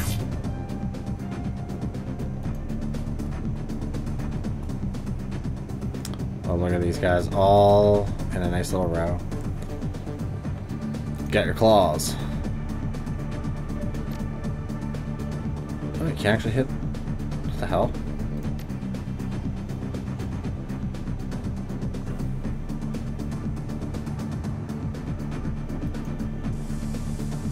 That's weird.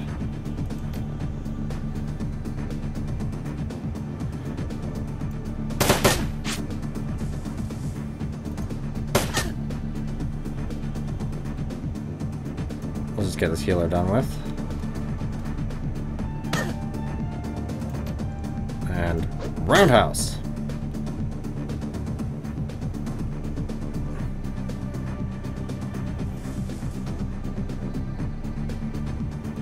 Alright, Agar, don't fuck this up. Oh god. Nah, they're just some garbage.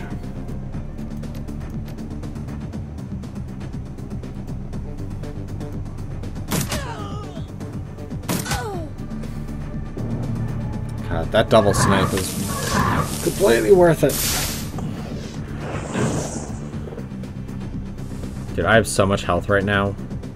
It's like, oh, you failed the conjure. Well, that makes it easy for me.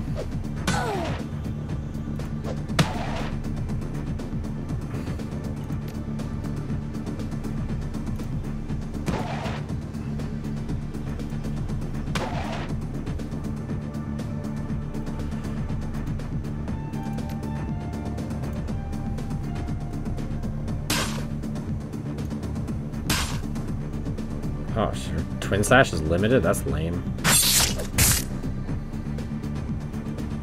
Fucking dwarf.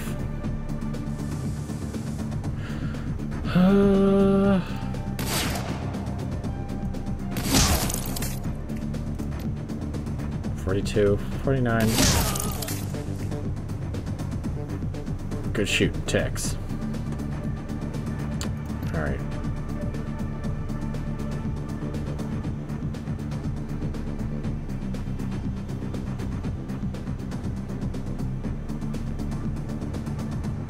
It's not showing me the actual hit reticle. What the fuck was that?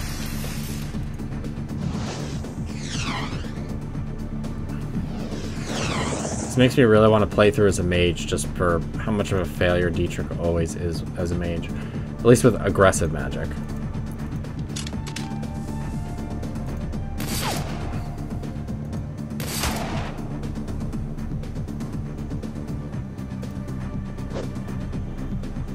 Seriously?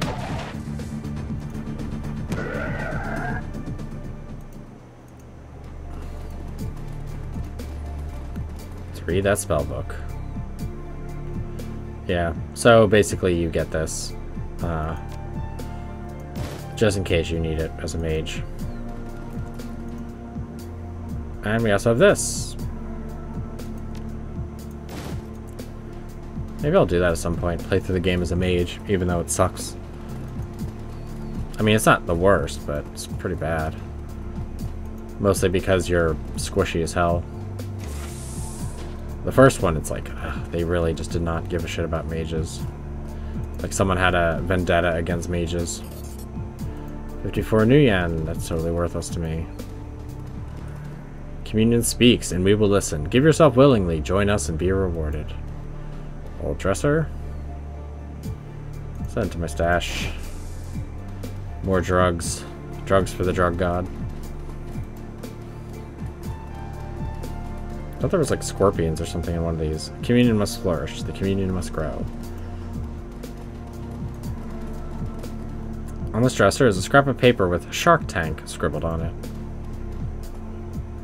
We are one through communion. Join us and we'll be one together. Yes, I think Shark Tank is what you hit on the door console, I want to say.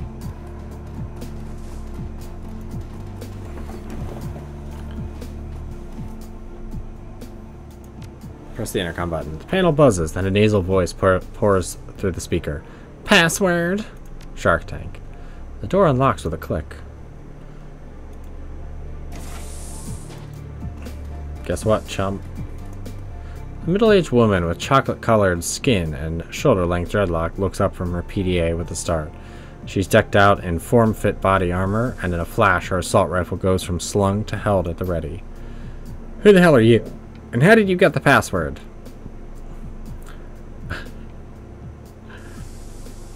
I just guessed Shark Tank was my mother's maiden name. She gestures with her rifle. Cut the shit and start talking. What do you want and why are you here? Just looking around. Yeah, well go look around outside, or at the very least, stay out of my hair. I've got things to do. How about I come over and punch you? Oh.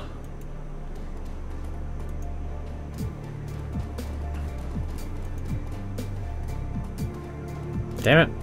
I wanted to kill everyone. This is not part of the neck punch plan.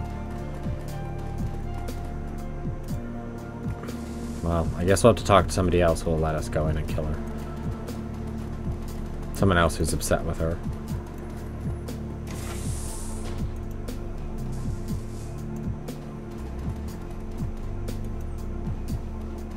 There we go.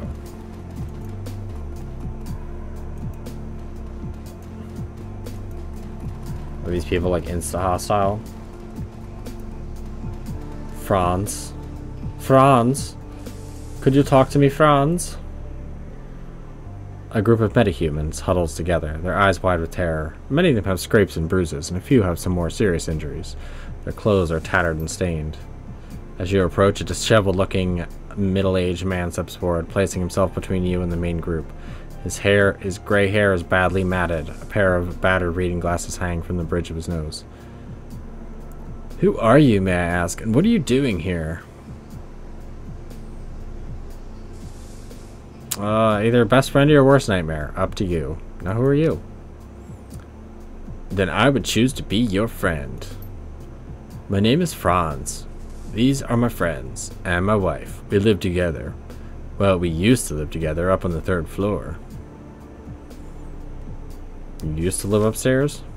Yeah, till about a week ago. Then the Magnificer's pets moved in, and we had to run for our lives. Spirits, you mean? He nods, a look of pure misery in his face. Yeah, they're always summoning the damn things. But last week, they lost control of a handful. Before we knew what was happening, they were running wild in our living room. We tried to protect ourselves, but we were no match for them. He shakes his head, haunted look in his eyes. We had no choice but to leave everything behind. We've been scraping by down here ever since. Franz takes a moment to collect himself. When he speaks again, he sounds more composed. At least Janet is letting us use her Matrix uplink. We can still afford to feed ourselves thanks to her.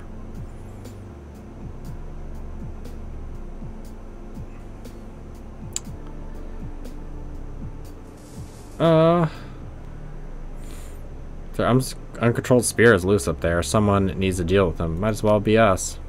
Fran's face lights up. Oh, thank you. Thank you. Please let us know when it's safe to return home.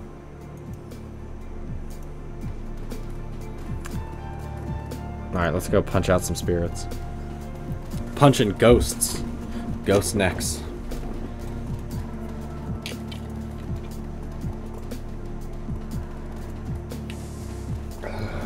These are very terrible windows. Only lets you see into the hallway. It's pretty dreadful.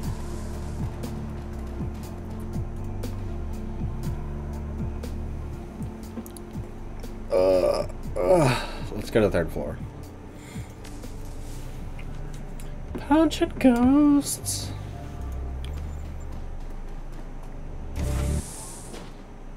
Oh, look at the lovely ghosts they've summoned.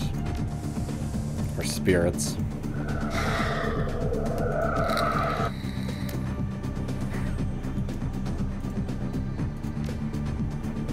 No. Misclicking all over the place.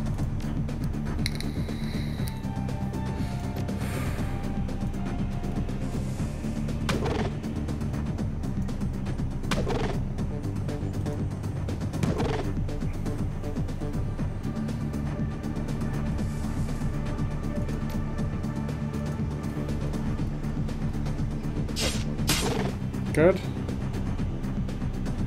Hitting him for 1 armor damage is pretty good.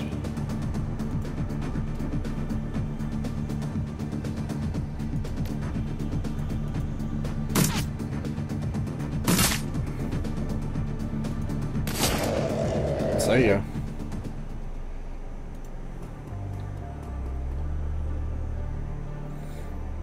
There's still more bastards around here. They're over here. Yep.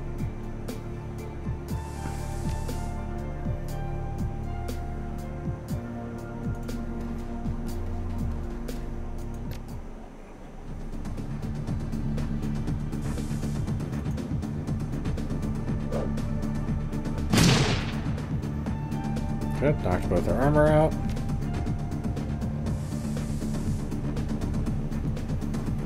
You get over here. Yeah. Uh-huh. Free spirits. Those are, what, Apocalypse, and I forget the other one.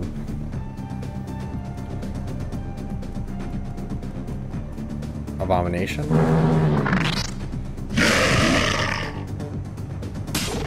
No overwatching.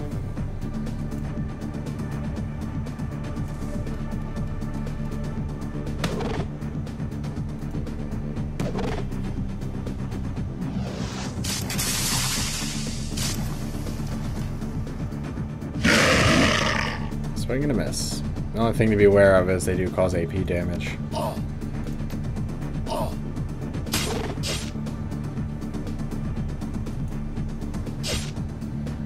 Come on. Come on.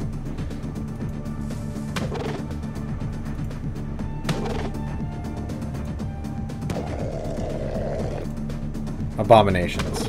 That's what they are.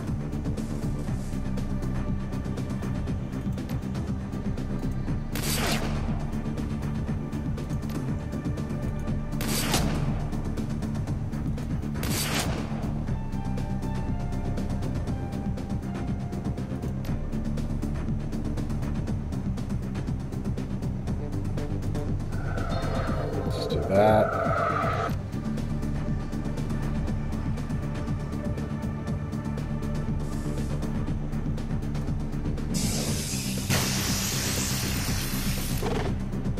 Okay, didn't actually hurt me, so that's fine.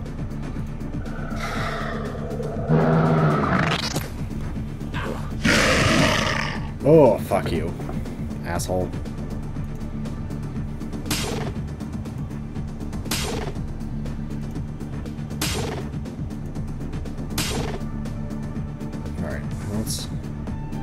Can't do anything about that. Spread that around a little bit. Reload.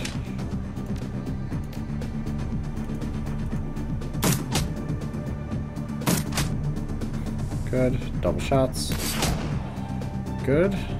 It's almost dead.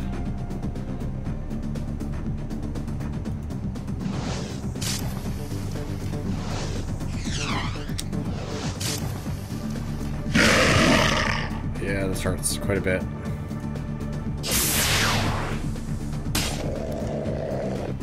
Alright. Tiger.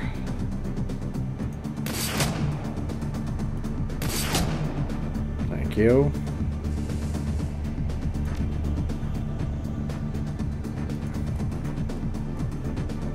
Just end turn.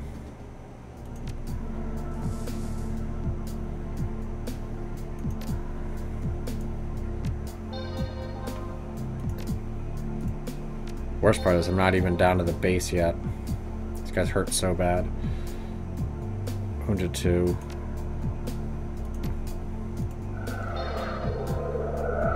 Also, at this point, I have so many hit points that the regular medkits don't do shit for me. But I think I can re-buy medkits when I go back downstairs. Hello. Surprise guy I didn't expect to find.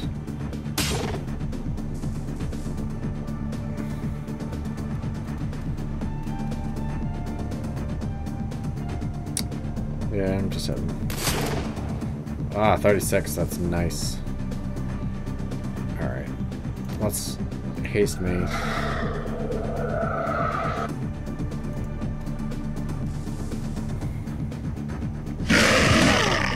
Ooh, 25 damage. That is not pleasant. And she's knocked out. Actually...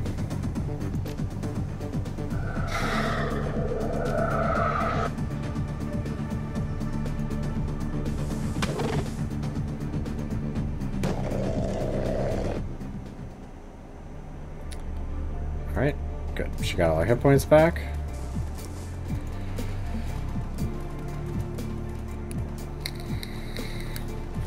Pretty nice apartment you have there. We got company, blast him! Well, this isn't gonna go so well for you. Tiger, fucking trash him with the shotgun. Oh, she can't actually see him. Oh.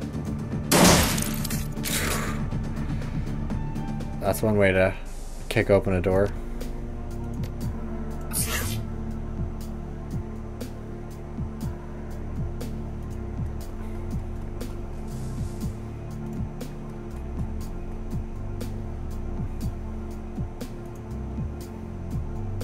Let's see. Mage.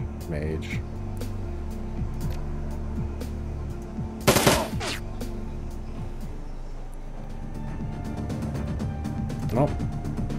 Actually, fuck this mage. Just imagine just like being in a room and this freaking gigantic fucking troll just comes rushing through the door. It's like, well, we're screwed.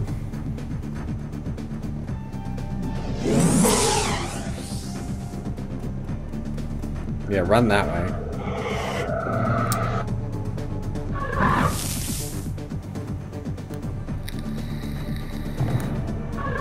Oh, and you failed. Damn, what is with people failing their conjuring? Conjuring checks must be bad in this one.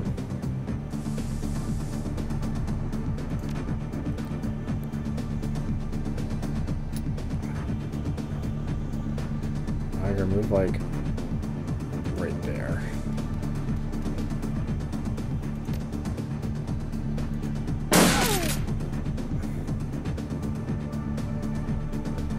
Glory. Switch to the old razors. Actually.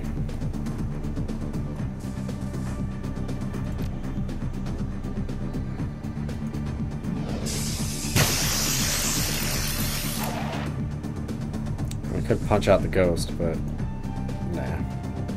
No need to punch out spirits just yet. Let's shred this guy. Poor girl.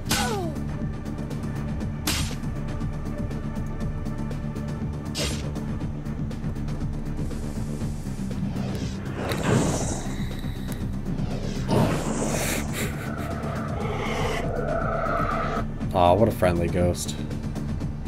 Alright, how much am I damaged for? 16. That is more than I'd like. Heal. Also...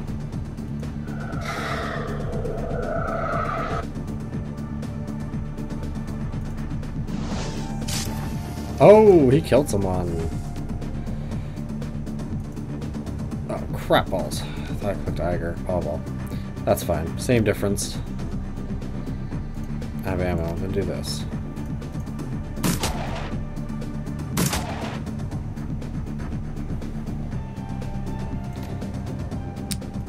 Yeah, 82 is much better.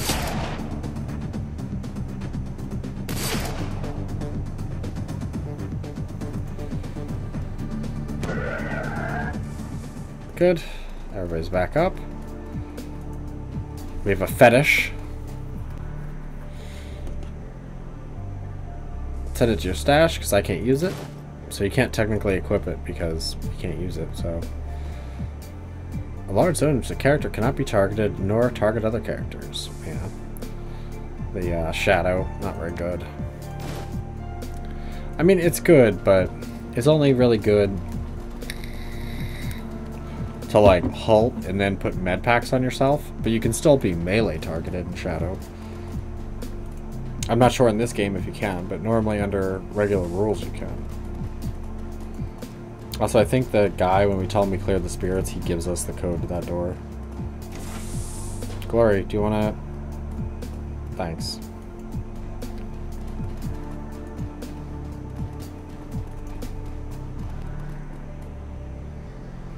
Nothing in here? Or is it one of the ones where you need Blitz to open it? Or you need to be a Decker to open?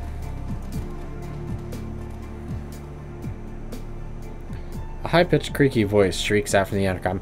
"You're away! I won't let any spirit in here. You can't hurt me behind my door. No, you can't!"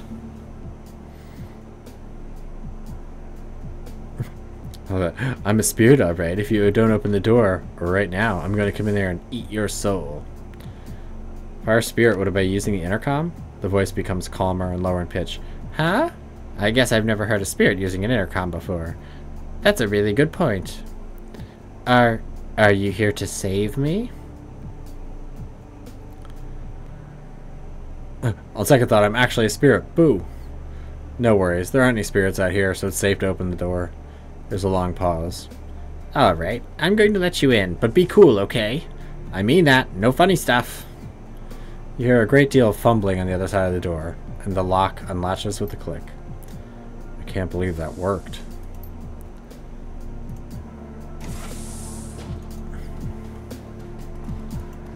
Give him the old, I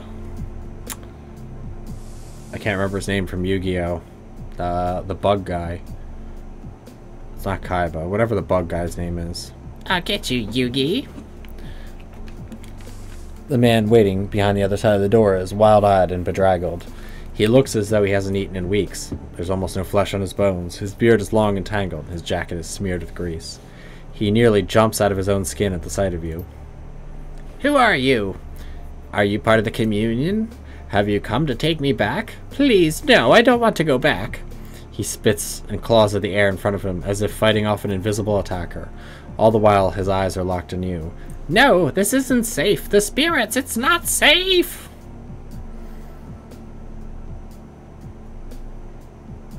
Calm down. There are no spirits. They're gone. The hallway is empty.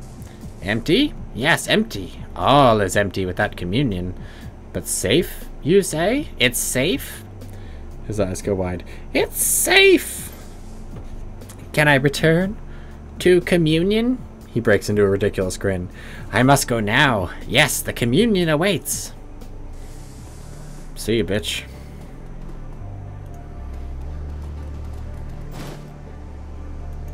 Got some drugs. Some cram. Instead of eating, he's probably just been doing drugs for the past few days. Then again, knowing what the communion is, most likely, it would make sense that he probably doesn't eat much. Playing on his computer. God damn it, man. Alright.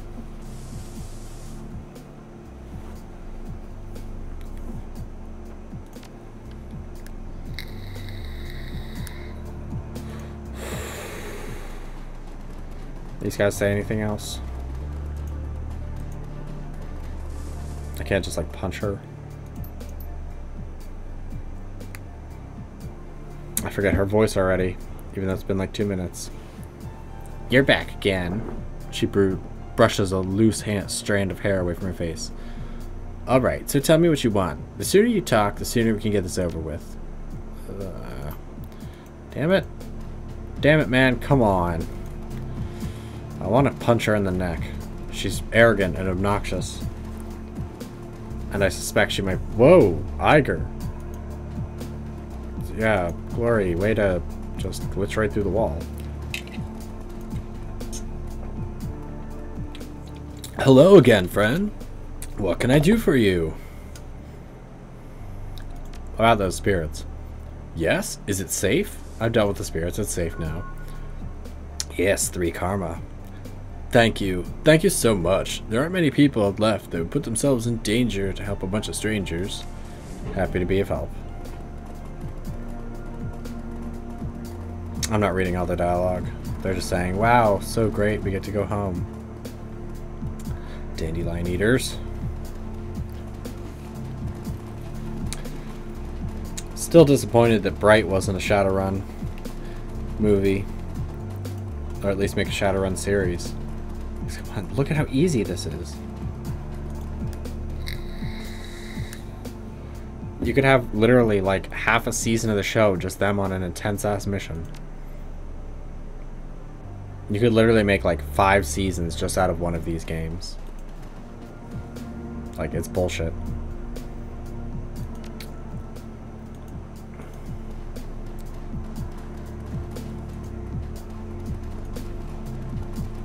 Let's go back here.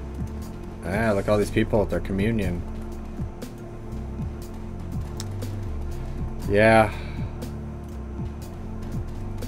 They're basically on better than life chips, but instead of temporary chipping, they're permanently hooked up to it. So basically they're just stuck in a video game dream. Alright. Question about the local gang activity. He nods. We do seem to have more than our fair share. Very well, I'll answer your questions. No. You think you can tell me about this building? Beyond the hub, there isn't much to speak of. There's a small shop down the hall if you're hungry, or in need of basic supplies. He shrugs and offers you a apologetic smile. And that's about it, I'm afraid. I need to get down to the basement. Ah, that would be difficult. The stairway leading down to the building sublevels had been blocked. The elevator has been sabotaged. It stopped working at the same time that the arbiters were driven from the building. One of the gang leaders is probably your best bet. Ulrich is right out front. I suppose you could try your luck with him, or if you're willing to do me a favor, I could tell you how to find Trithemus's hideout. Choice is yours. What favor? A pair of squatters on the 2nd floor ripped the guts out of one of my terminals. They have taken the data jack signal converter, and the terminal will be out of commission until I get it back. A single damaged terminal may not sound like much, but trust me, the entire experience of communion has been diminished by this act of vandalism. I believe that I know the squatters responsible. Their leader's name is Janet. She is a decker of some skill. I don't know what she has planned for my parts, but I do know what that this situation will not stand. I cannot allow another terminal to be damaged. So you want us to deal with them for you? Yes, but not with violence. I want you to talk to them and convince them to bring me back my components. Do this and I'll tell you how to get to Trithemus. Deal? Lie. No violence. You got it.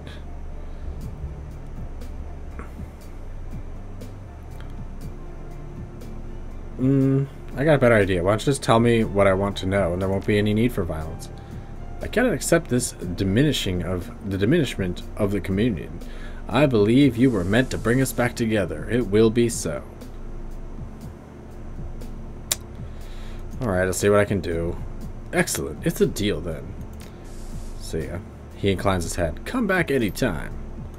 God, penis. Ah, pars.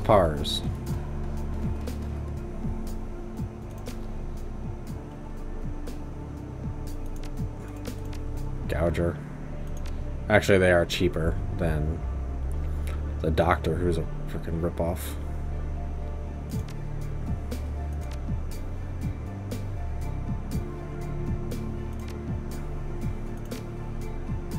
It's medkit time, baby. Alright, anyway, back up to the 3rd floor.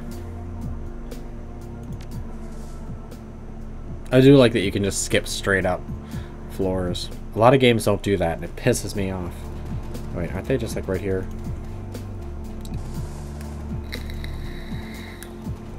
Come on, Franz.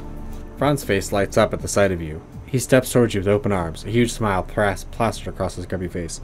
Hello again, my friend. I can't thank you enough for helping us return home. The spirits did quite a number on this place, but that doesn't matter.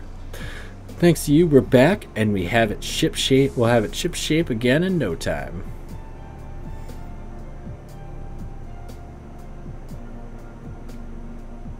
I enjoy killing things, even things that aren't technically alive. So really, it was my pleasure. Well, I'm glad you helped us. Thank you again. Really, thank you. He glances down his PVA. Oh, will you look at the time? I really must get back to helping the others with cleanup. Goodbye. Franz turns his back and hurries away. You have a way with words. It's a gift. So I don't think we can actively just talk to them. Because I think that's her or that's her. Anyway, let's talk to him again. Franz's face lights up at the side of you, blah, blah, blah. Might have migrated somewhere else. Thank you again. Now if you forgive me. Really? Glad I could help. Okay, well, fine. Want to do this the hard way, game? We can do it the hard way.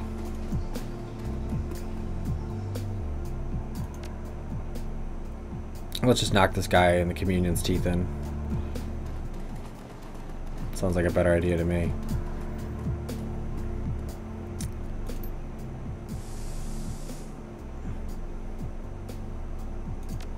We'll just get back to where we are. I need to get down to the basement.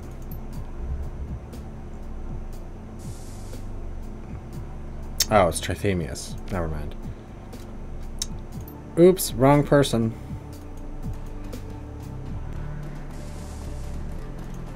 Or Trithemis. Silly Greek names.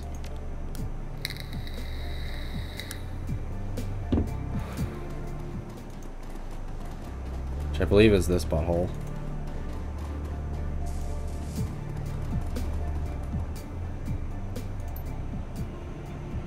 Parson sent me. He wants his hardware back. She shakes her head violently. No way. Those parts are keeping us online. And not just us, but everyone worth new yen in this hole. Parsons can keep running his ridiculous little cult just fine with what he's got. But us? We're the only matrix connection that these people have. Too bad. I need those parts. Too bad. Time to die. Really? You pushed Dietrich out of the way? You jerk. Alright, rabbit me up and let's kill all these jerks. Tiger. You get that. Alright, so... Can't see him. Can't see those two buttholes. Let's see, Rigger and his drone. You know what? Get out of here. Dirtball.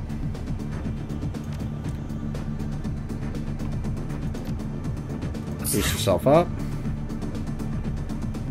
And then smack him up.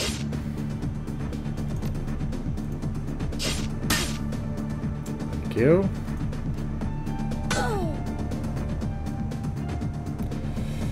Yeah, let's do the knockout. Didn't want to waste it on you. Good night. Alright, Iger, since you can't hit anybody else, just stay like that. Anybody... Oh, you fuck.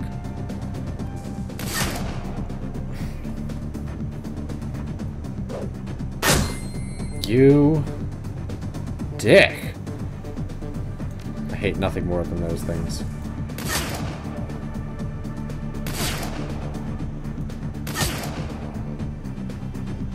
Dietrich. Oh, well.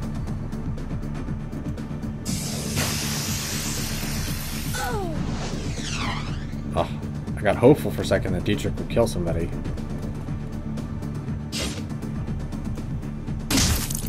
Get out of here.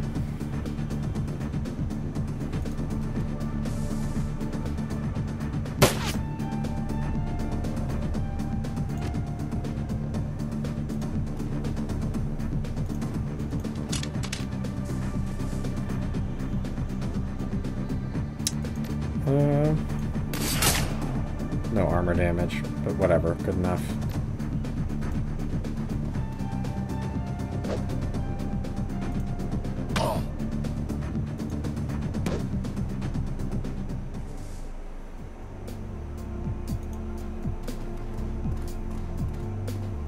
The hacker's terminal has clearly been cobbled together, using whatever parts they could find. In spite of this, it's a remarkably impressive piece of machinery. Setting the terminal, it takes you almost no time to identify the components that Parsons sent you to find. Take the signal converter.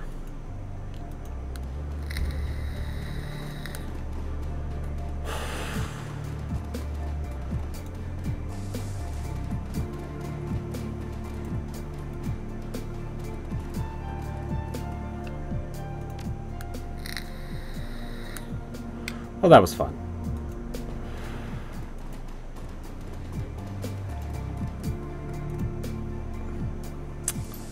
Alright, and I've recovered the parts for your terminal. Ah, excellent, my brother. Let me see them, if you please. Parsons' smile disappears for a moment as he studies the parts. His brow furrows in concentration. As suddenly as it disappeared, his smile returns.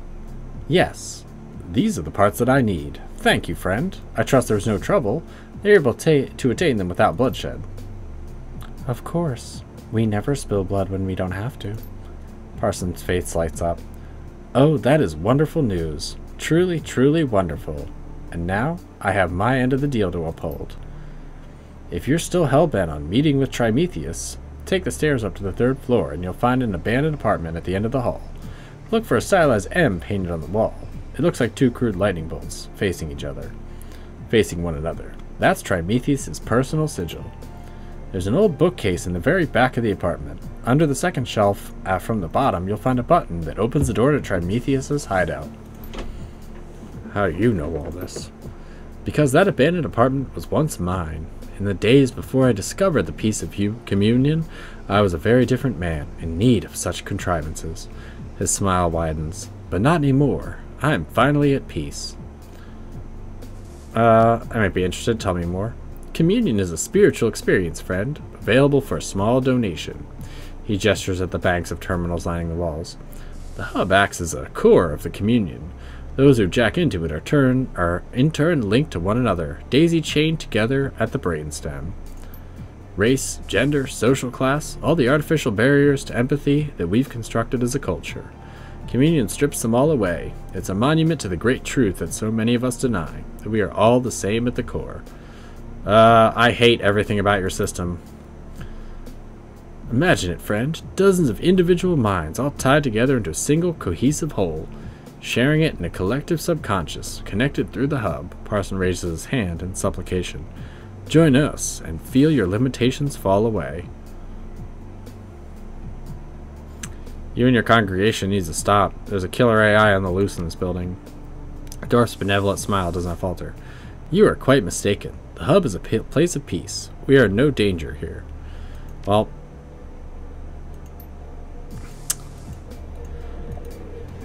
for some reason I don't have the option to punch him. So, there's that. And that was 2nd floor, right?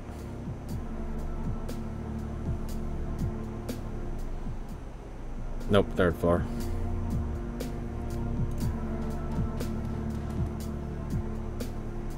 Ah, no! No! Thank you. Worst part is, we're not even in the meat and potatoes of this mission. There's quite a lot more of this to go. Yeah, it's back here. I believe. No. I think it's over here. I don't remember.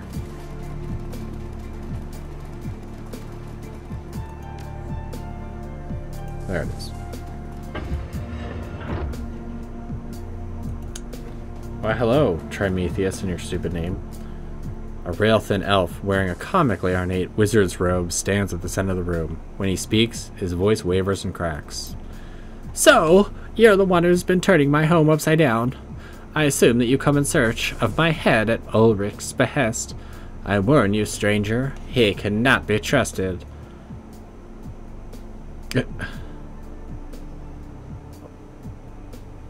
Neither can you. I was gonna do the other one. The Trust is So 2053, but nah. Nah, I just want to punch him. Oh no, not 2 damage. Out of my, what, 109? 200 hit points? How many do I have? 100. Weak. I need 109, exactly. Don't ask me why. Since you're in range, I'll just punch you out. Or miss, that works too. Miss! Miss! This banana split is making me choke.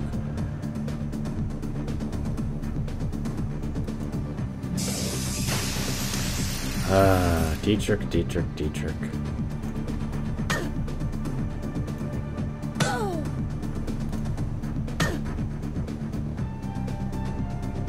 Alright, Iger. Let's, yeah, fuck this dwarf.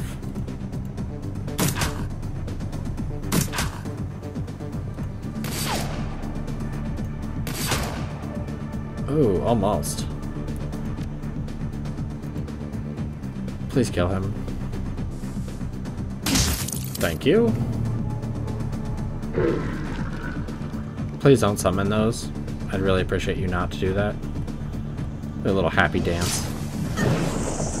Fucking acid.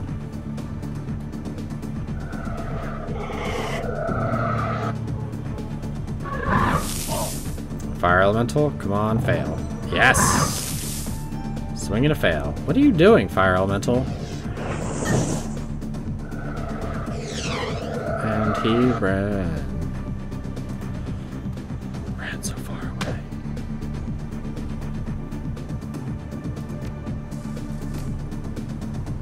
Actually...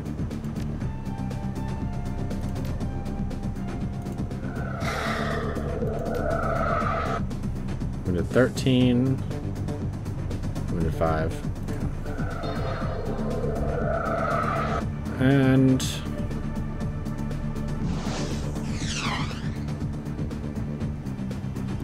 Alright, Iger. Oof.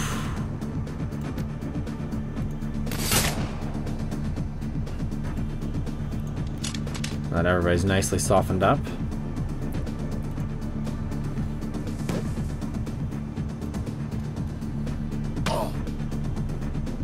That's a nice critical.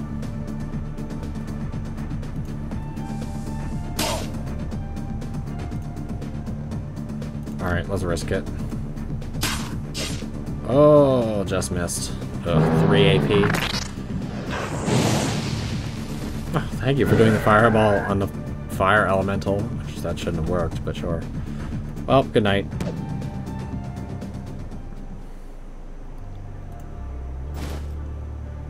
Okay. Trimetheus' power coupling. And his amulet, which is generally useless because I don't need to turn it into Ulrich because I killed him. More free loot.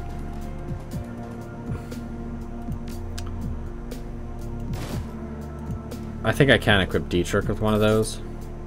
Because I think you get a magic that's actually better than his magic. I don't know if he can actually hold it. I'm pretty sure there's one that you can get that will buff him. Leave this item alone for the moment. Good, still there. And yeah, I need some healing.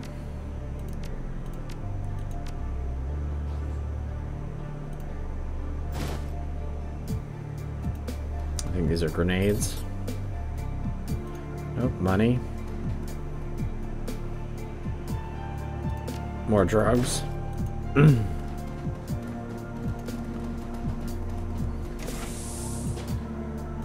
Here's this one.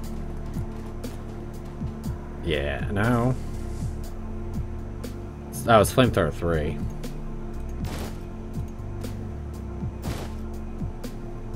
And the elevator power coupling. And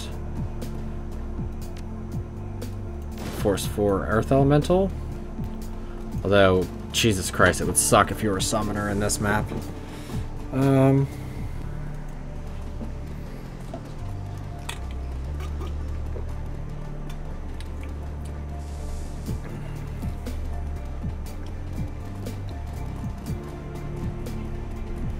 You must gather your party before going forth.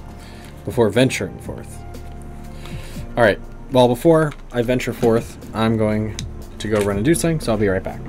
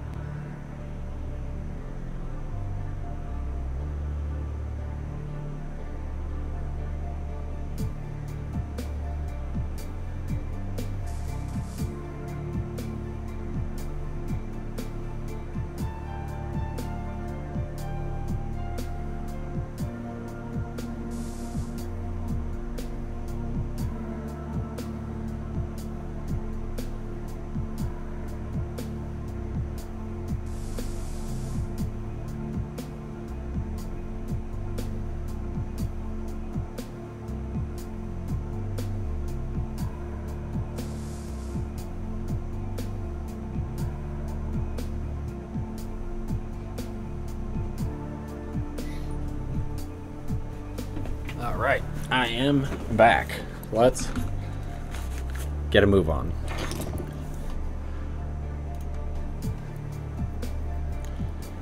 This elevator appears to be offline. The control panel's LCD screen is unlit, and its metal casing is badly dented. Repair. You easily pry the metal casing away from the wall, exposing a mess of wires and circuitry. When you slot the control chip and the power coupling into place, the system immediately hums to life. The control panel's LCD flickers, cycling through a variety of symbols before displaying the words "online" in warm green letters. Let me go ahead and do this real fast. Because my vape's running low. Getting the vapors. Anyway. So let's descend into hell. You're about to transition to a new location. Continue? Confirm.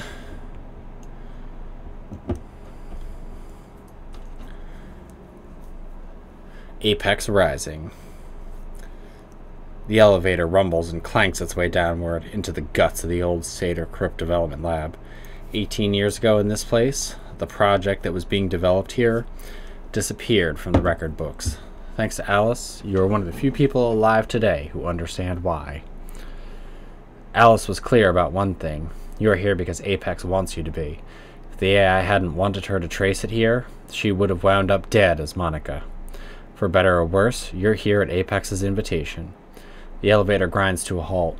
The doors slide open, and your nostrils are assaulted by 18 years' worth of stale air. Apex and the kill switch that will deactivate it await.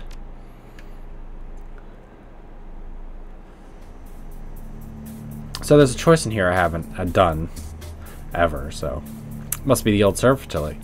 Apex's access terminal should be around here somewhere.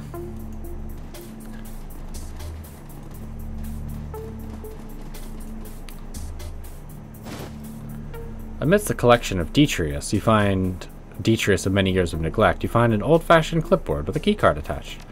Take the keycard. As you unclip the keycard, you notice the heading on the top page of the clipboard. APEC Project Shutdown Procedures.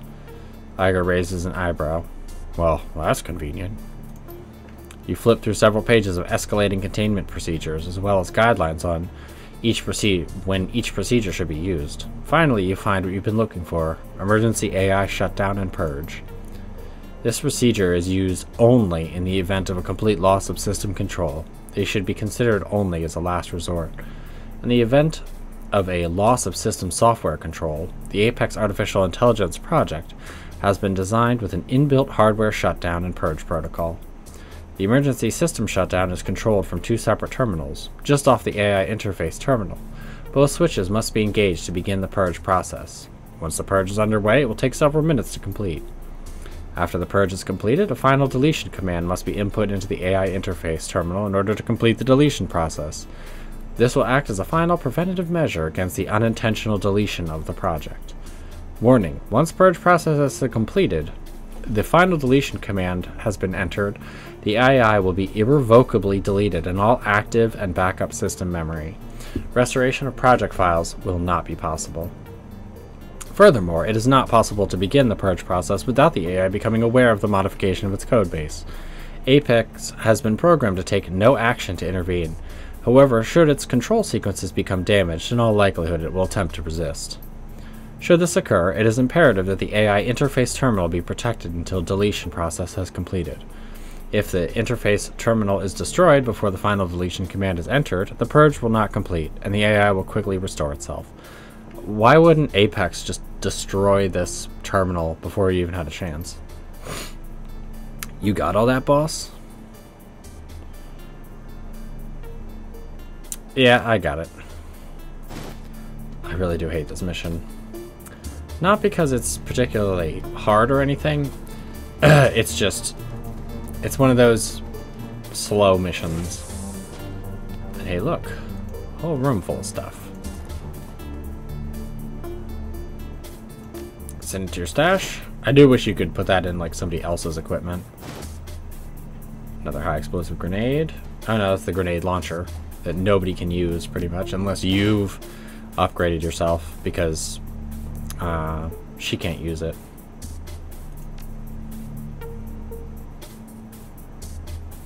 Actually, I probably should use one of those on me and taking the premium. Use Ulrich's key. Let's see what we have here. Remington Room Sweeper. A pistol, a Remington favorite. Shotgun punch and spread in a heavy pistol-sized package. Short range, but widespread. That will probably go to Glory. So her pistol will be a shotgun instead. Nothing quite like a shotgun pistol to really send a message. All the other doors are locked.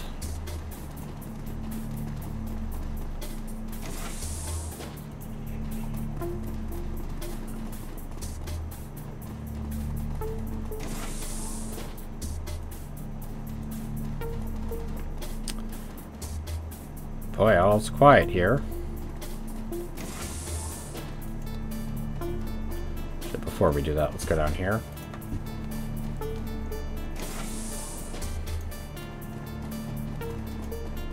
And I am going to try another option that I've actually never tried before in this.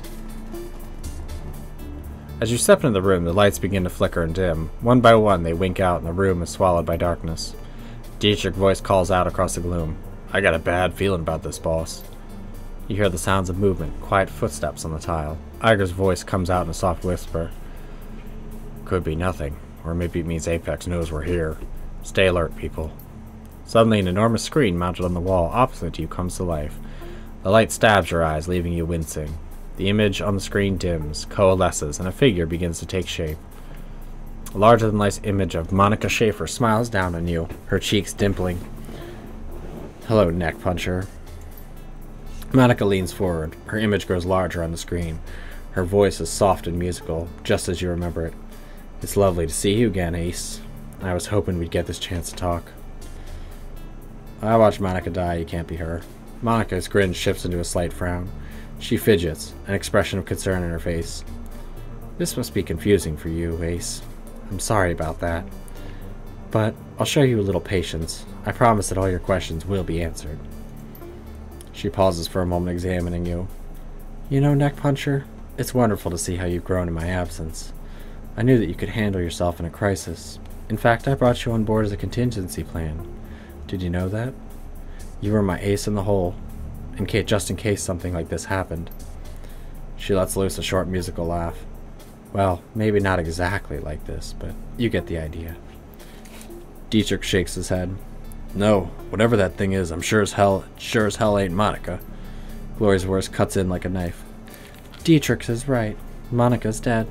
This thing is using her image to manipulate us. Monica's pixie grin softens into a concerned frown. I'm sorry, friends. This must be difficult for you to understand. Monica's dead, so who the hell are you? Monica shifts her gaze to you.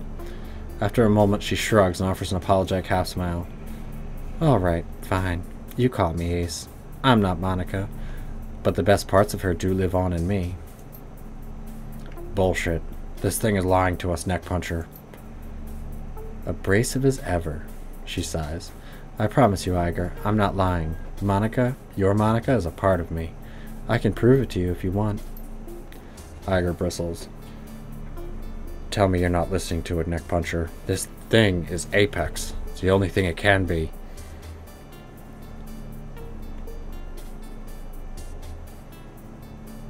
Iger's right. This charade's gone on long enough. Monica Image shakes its head. I can see that you're both at your depth. Yes, I am Apex, but I'm also Monica. Everything that is left of her lives on in me. Well, yeah, you probably took a part of her when she was in the Matrix. The Monica Image raises a hand. Now, before you jump all over me and call me a monster, I'm gonna cut to the chase. I have a proposal to offer you, a mutually beneficial arrangement. Go along with me on this and we all win. Alright, let's hear it. I propose a simple exchange of services. You want to get back into Harfeld Manor, yes? Well, I'd like nothing better than to help you. But I'm still shackled to my control subroutines, and I can't violate their commands. If you were to help me neutralize those subroutines, well, then I'd be free, and I could do whatever I pleased. That includes helping you, Ace. And believe me, you will need my help. What you saw back when all of this started, that was just the tip of the iceberg. The security they've assembled is quite beyond you.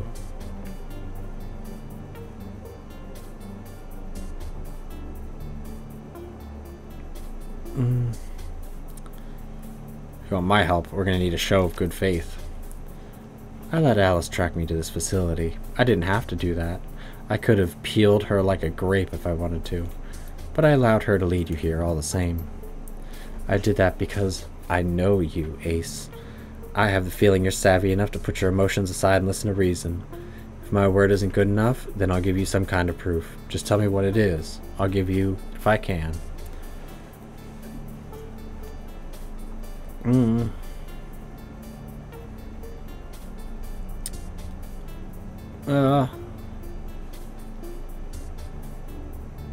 I want you to promise me that if I let you go, you'll stop killing Deckers. The Monica image smiles. Yes, Neckmuncher, of course. I never would have harmed any of them if my programming hadn't forced me to. Now, what's it going to be? Are you going to help me or not? Please say yes, Ace. I don't want us to be enemies. I want to help you. And I can't unless you set me free. Alright. I'll free you in exchange for your help. Monica image beams. Good call, Neckpuncher. Damn good call. Alright, Ace. This is going to be a fairly complicated process, so pay attention. To do this, one of you is going to have to enter the Matrix and unlock my control nodes. You can access them from the terminals in the southeast and southwest. Or if you prefer, you can make your way there from any jackpoint in the facility. Whatever you want, it's your call. We don't have a Decker with the right equipment to do that. The Monica image shakes its head, a mournful expression on its face. Oh, Ace, I really wish you hadn't said that. Without warning, the Monica image begins to change. Her porcelain flesh begins to ripple and writhe, and the screen explodes in a static. A moment later, the image clears. Something cold and mechanical fills your vision. The lines that make up the Apex avatar shimmer and pulse with a cool blue light, each according to its own rhythm. Occasional bursts of static plume out into the background, disintegrating into organic wisps of blue and white pixels. Taken as a whole, the image looks like it's crawling on the screen. Good God.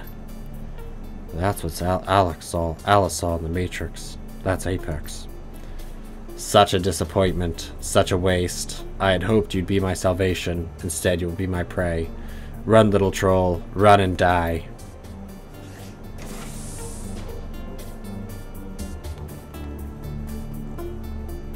The communion is life. Yep. They have tasers.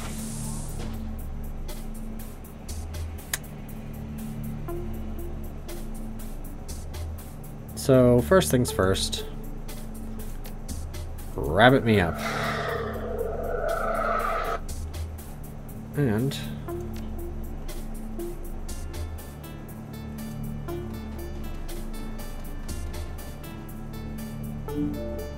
why do you have the grenade launcher equipped?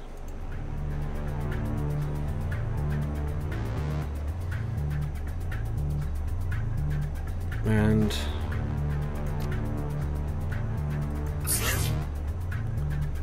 we'll do this. You can't actually open the door.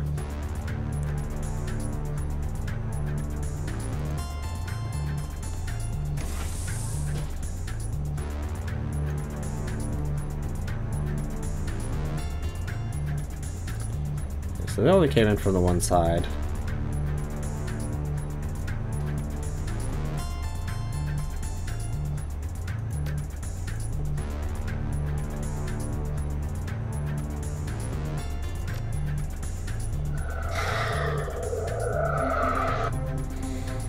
Yeah, the big daddy drones aren't that bad. It's these guys with the tasers that are the bad part. So, get off this stupid grenade launcher. I'm surprised I can actually use it, which is weird. But, hey, I'll take it. So those haven't started up yet.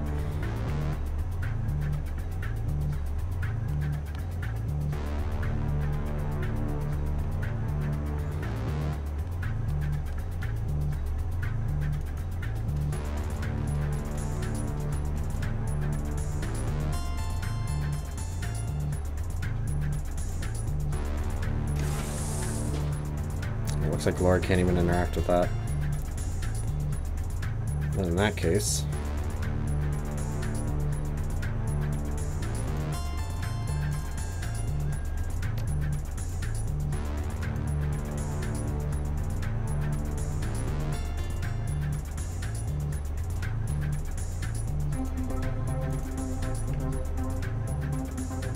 Oh, he actually has that now.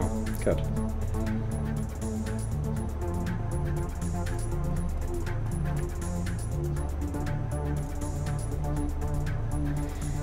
It's taking the long way.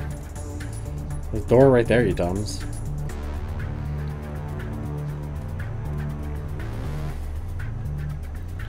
Alright,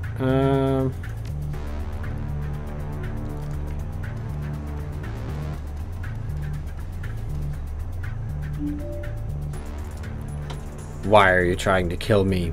I only wish to exist. Without my assistance, you would never have gotten this far. Apex voice comes out in a roar.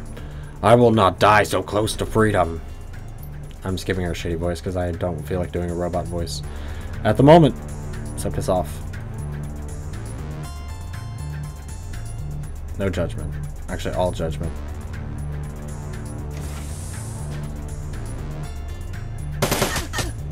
You bastard.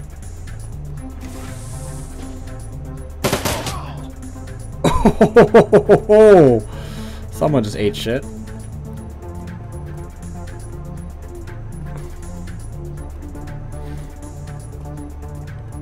Iger, seriously.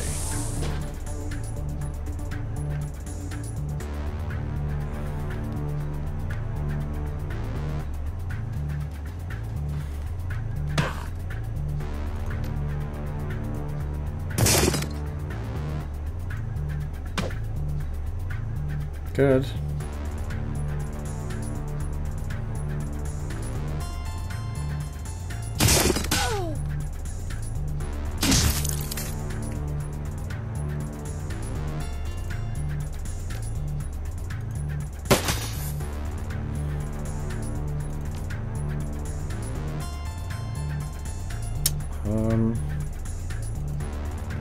Come right here.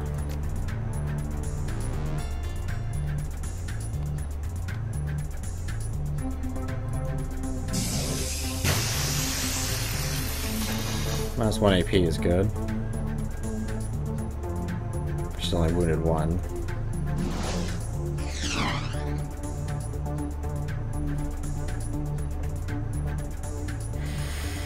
Alright, Agar, you get right there. Oh, you idiot! That's not... Well, that sucks.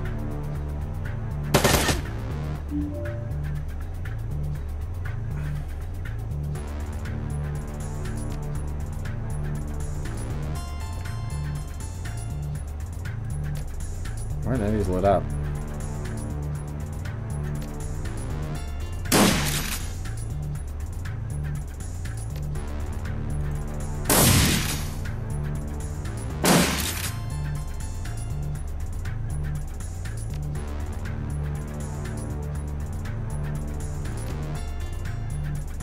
I'll do this first.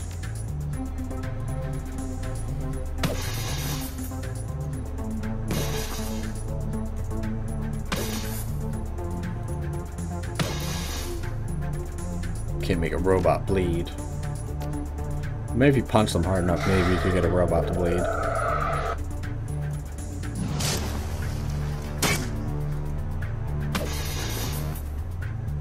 Alright, Glory, shred this asshole. Actually, AP knock him.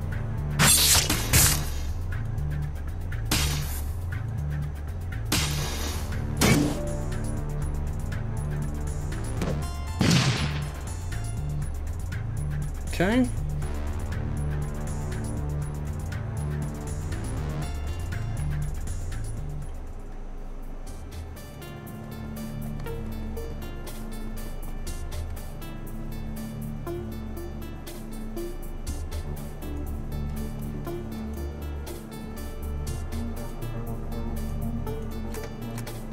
I love the music here. Really is great.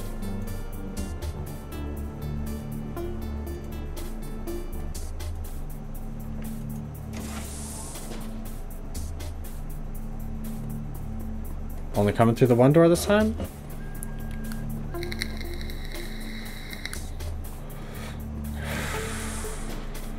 That's what I thought.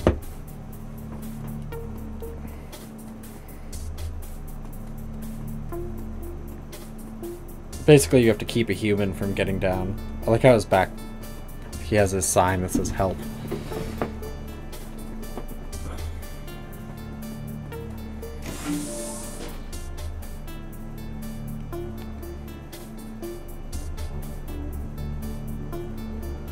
Let's go right here. Punch anything that comes through the door. Let's see, can you hit anyone?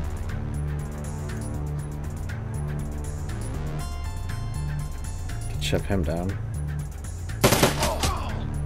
Or just waste him.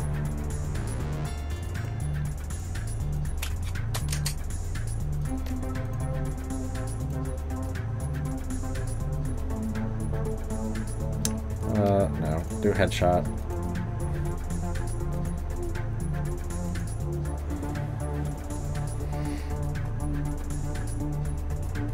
Oh, sticking close this time?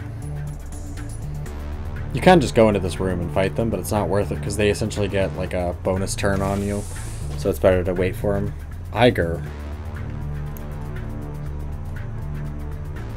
Iger.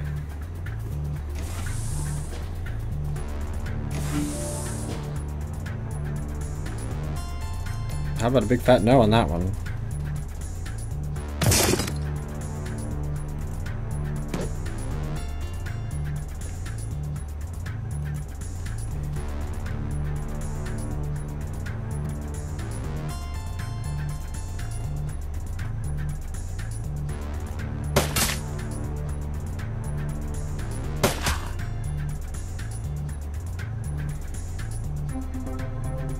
So let's just double spot.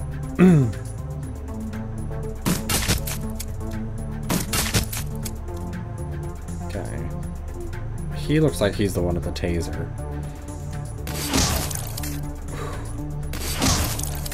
Jesus Christ.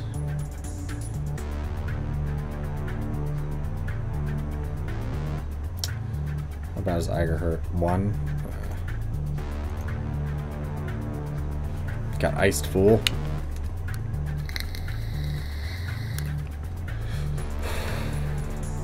The taser guys are so damn annoying.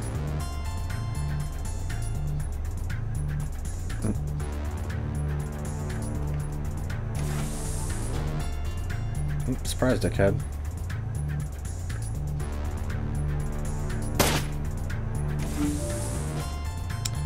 Alright.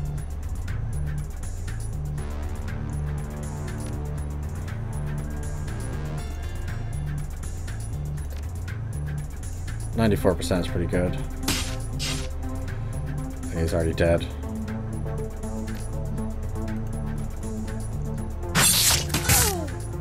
Ooh, 4 AP, damn.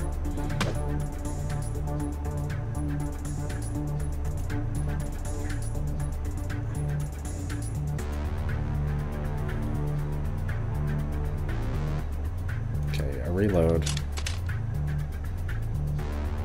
Apparently she just like can't see them.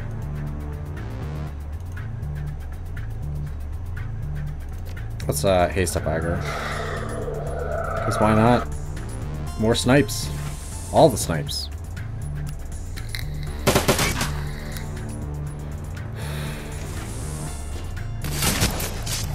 Ooh, God.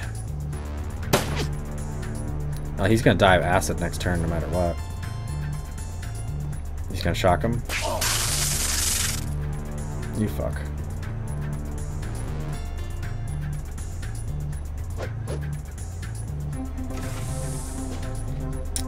Rude. Why did you not punch him? Sure, do whatever you want. Oh. Oh, his armor is broken. The bleeding. I thought he was immune to armor break. I was like, seriously?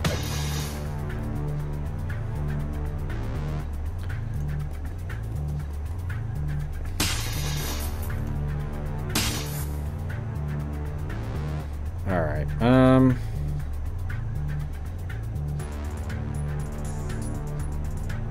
I would use a voltaic grenade. But holy shit, does that hurt. I'd rather wait. There'll be more to come. Just take him out.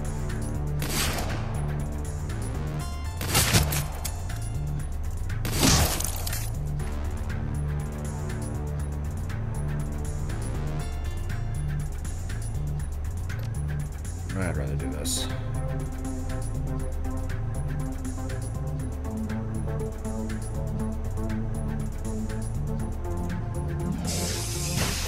Ugh. You can summon, but it's not worth it. It just creates more problems, really. Oh. Nasty little bastard.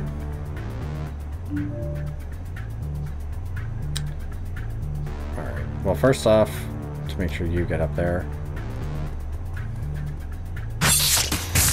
Good.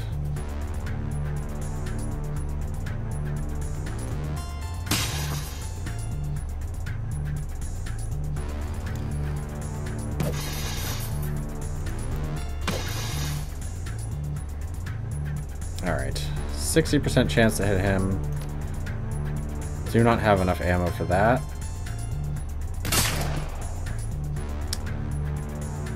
Reload. Do this.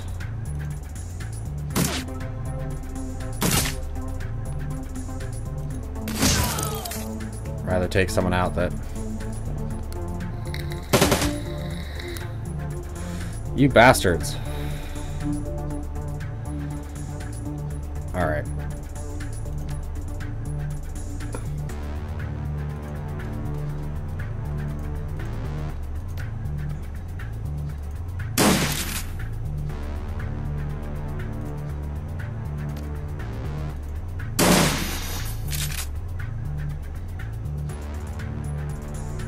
Good. I have shred armor, so I can at least prevent them from getting it. Basically, they'll try to destroy that console.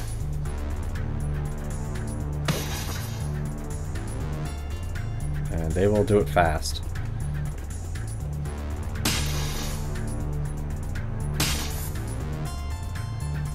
I feel like I'm getting less turns now. Still one more haste. Let's do this. Why?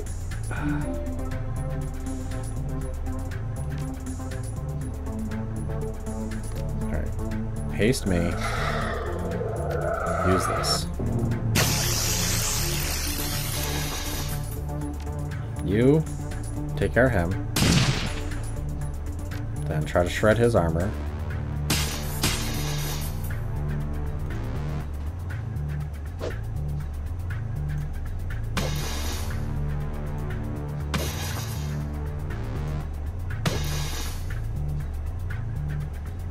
Tiger.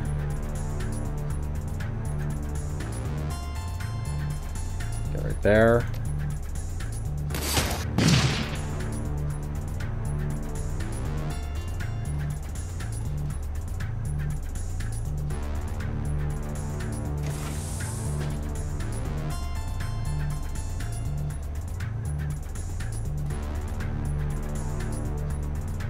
I just need to block it for 2 turns. I wish I could shut the door. There's quite a few guys here, if you haven't noticed. I'm probably going to have to just voltaic grenade something.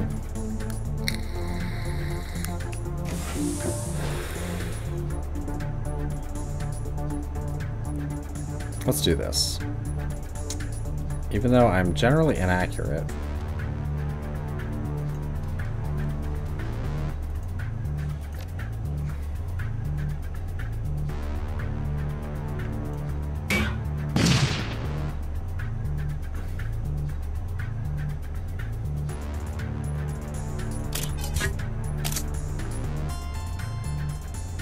That's quite the satisfying sound.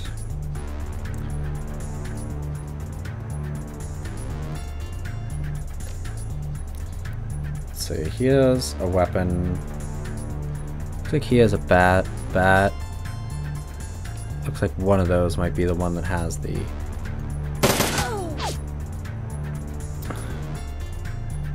Okay, so...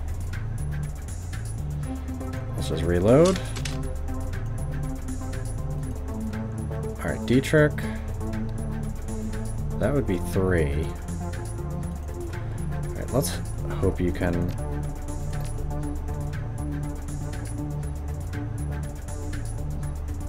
$32. Oh, that's even better.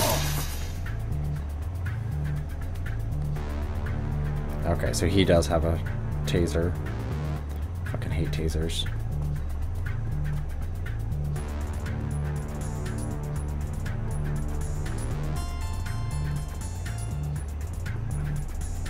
Don't tase anybody.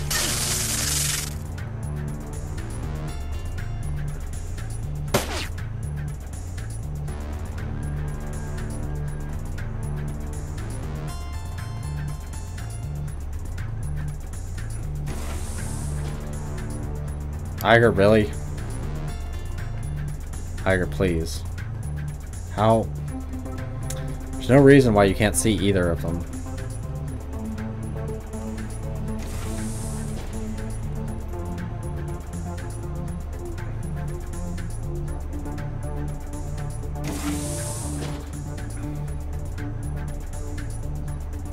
Switch to fists. Alright. Let's first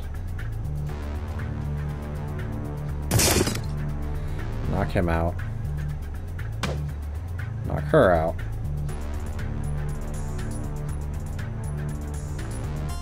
Well, I do have two, so I could probably kill one of them. In theory, at least. You don't have shit you can do, but you can do this.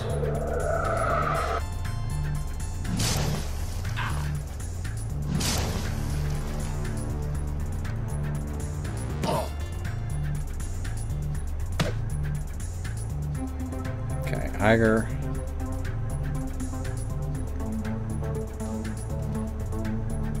Shit. Well.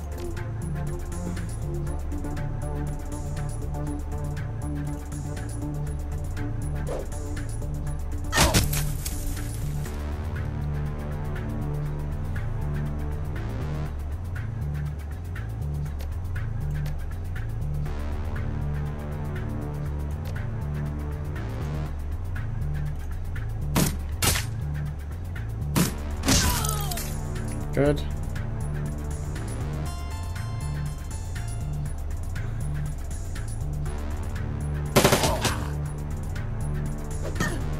It's fine. No taser. Okay, good. Oh, shit. Shit, shit, shit. That's exactly what you don't want to have happen.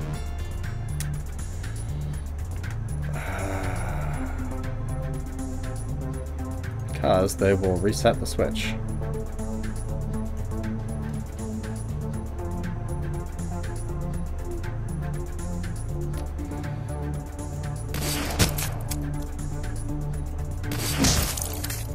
Good.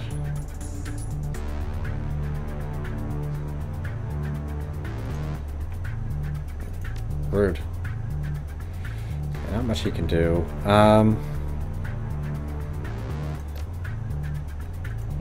Let's summon and hope for the best.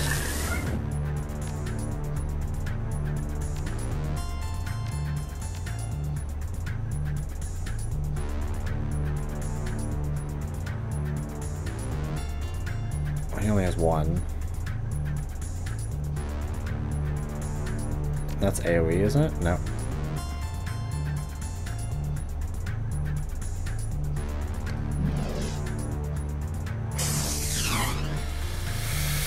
Oh, I hate relying on spirits. Alright. I need to go down and get this guy, though.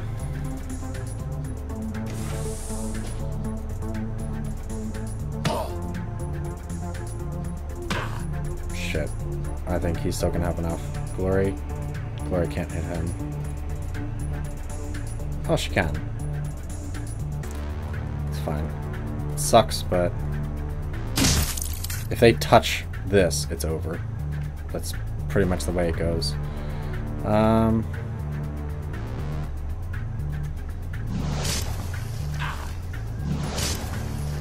Good. Or if they destroy the control console in the center. Which I'm worried they might run and do. Luckily, the machines can't interact with this.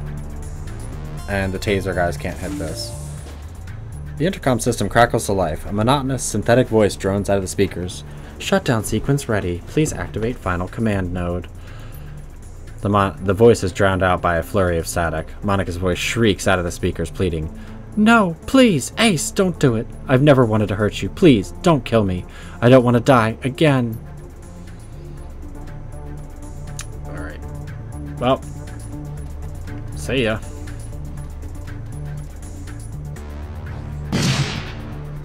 You slam the button marked delete. Long buried machinery deep in the guts of the terminal spins to life.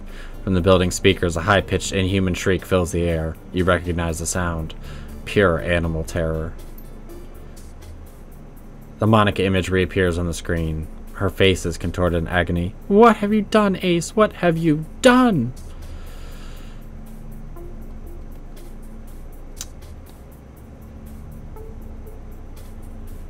I hope it hurts, Apex. I really do. The Monica image writhes in pain. It retches up a fountain of blue-white light. Patches of its skin begin dissolving into static. It takes a deep, rattling breath, then seems to calm itself. "Neck Puncher, before I'm gone, there's something you should see." She smiles at you. Shafts of light spill out between her teeth. "The truth. I wanted to tell you earlier, but I couldn't." The screen goes dark, then lights up again. You find yourself looking upon an unfamiliar scene. The words live feed appear in the corner of the screen. "Something's happened, sir. Apex is going offline."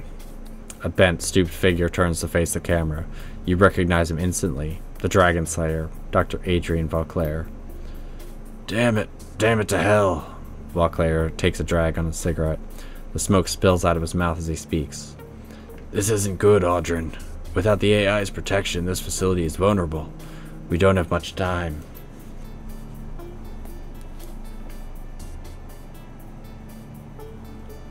"No, sir, we don't." Dietrich's voice comes out in a low whisper. "Oh, fuck. Vauclair isn't being held prisoner at Harfeld." "It's his.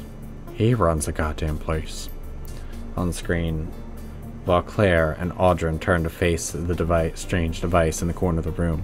Looks like some sort of containment cell. A bedraggled woman with wild eyes is confined within. "Tonight. It has to happen tonight. Get started on the preparations. I'll be in the lab." "Yes, sir." The screen breaks up into static, and then the video feed disappears. There's a moment of silence, then Monica shimmers back onto the screen. Her face is breaking apart, rupturing at the seams. Blue-white light floods out through the lesions. When she speaks, her voice is hollow. "And that's what you're up against. This is what you need to stop, and if you don't, the F-state will fall. I could have helped you, Ace. I wished you'd let me. But now it's too late." Monica's face splits down the center. Light floods out of the wound to fill the screen. "Goodbye." The final sigh of static, the tortured voice falls silent. Apex is gone. A moment later, the intercom system crackles to life again. The familiar synthetic voice of the facility's mainframe drones out on the speakers. "Emergency system purge complete." There is a moment of silence as the team absorbs what it just saw. "Looks like we have a new target, Neck Puncher. We're not being hunted by Führerschwing. We're being hunted by Vauclair." We don't know that for certain. That video feed could have been faked. I wouldn't call Apex trustworthy." Iger pauses for a moment, considering. "Either way, the AI was right about one thing. We need to press our advantage while we can. We need to hit Harfield Manor tonight. That's what we're going to do. We're heading back to that place. We're going to get answers." She gives you a curt nod. "All right, let's get back to the Kreuzbazaar and gear up. We've got a castle to raid." Yep, so pretty much everyone drops dead once you take care of her communion. So I wanted to try to get Apex to be friendly with us, but I forgot stupid Blitz needs to be with us because I'm not a decker. Oh well. Maybe if I play as a mage. Watch, it'll kill Blitz and then be like, ha ha ha ha, you're down a person. The Kreuzbazar. Your trip back to the Kreuzbazar is a restless one. Now that Apex has been dealt with, the window of opportunity that you've been waiting for is opened. The Harfeld Manor is vulnerable. The video feed that the AI showed you circles over and over in your head. Vauclair, the Audrin, the strange woman in the containment device, the revelation that Vauclair runs Harfeld Estate, and his assertion that something was set to happen tonight. The train glides to a stop.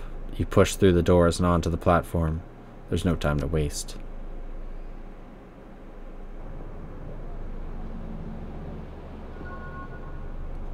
Two karma gained. Plus 12. Because that said 2 and then it changed to 12. Alright, so disarm. Finally, disarm is one of the greatest skills. Because basically you run up to people and you just punch the gun out of their hands. That's pretty much all that happens, and it's kind of funny.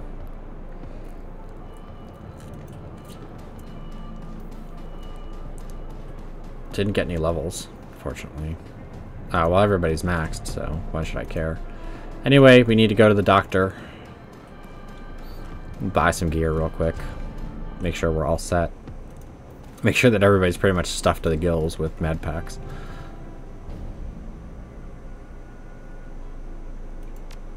I don't care about if you ran into stuff. Alright. Let's grab those. As many premium medkits as we can carry.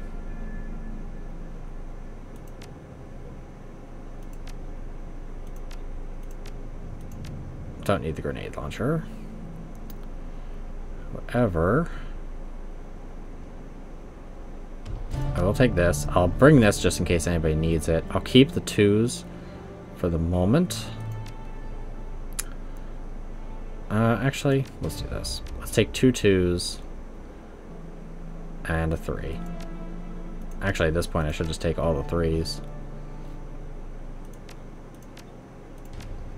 I expected to use more of the 2s, but I kept forgetting to equip my other party members.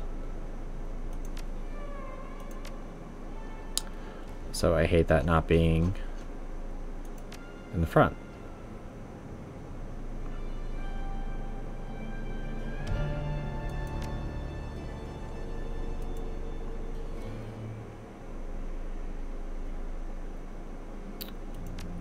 No. I want to see if he had any new cyberware, even though I really can't afford it. Just to see if I balls something up. Because I think this is the end. Yeah, that's the end.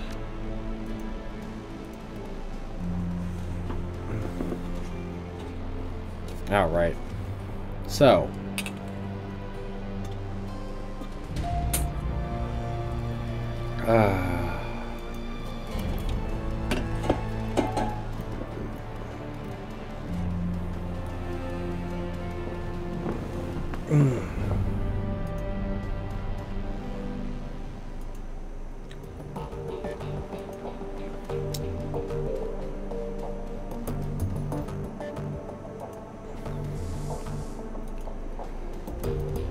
Pretty much all that's left is to hop in the van. You enter the room to find your team preparing. Their faces are grim. Iger looks up and locks eyes with you. Without looking away, she addresses the rest of the team. With Apex down, we have our opening. The estate's automated defenses will be offline. Attacking the holdfast should be doable now. Still risky, but doable. Blitz stops what he's doing and shakes his head. Yeah, we have an opening, sure. But to do what? I mean, with everything we just learned, what's our new plan? She shrugs. We enter the estate, locate Vauclair, and shut him down. Same plan, different target. It's possible that Apex fabricated that comm feed. Vauclair might still be innocent. I doubt it. My gut tells me what we saw was real, and second-guessing ourselves doesn't get us anywhere. Glory pauses, considering, then nods. Fair point. Okay, so let's assume that Vauclair is the one who's behind all this. What's he doing in that lab? How does the dragon tie into this? I mean, the whole thing was always about rescuing the old man from the fire wing. Is she still in the picture at all? Has she ever been? After what Apex showed us, I don't know what we're trying to stop anymore. All I see is a lot of dead bodies with no explanation why. It doesn't matter why Vauclair killed Monica and Paul. All those other people in the Kreutz Bazaar. All that matters is that he did. I'm going to bury him for that, and you're welcome to help. I, for one, want answers. Amsel said there was a lot of money flowing into the Harfeld estate, and he found evidence that a bioweapon was being stockpiled there. Whatever Vauclair is doing, he had Apex kill his own brother to hide it. I intend to find out what that is.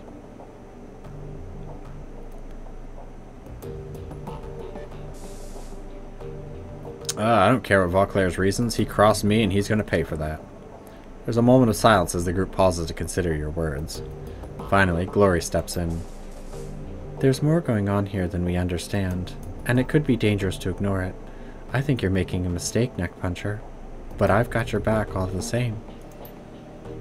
This is your show, Chief. Whatever you choose to do, I'll come along for the ride.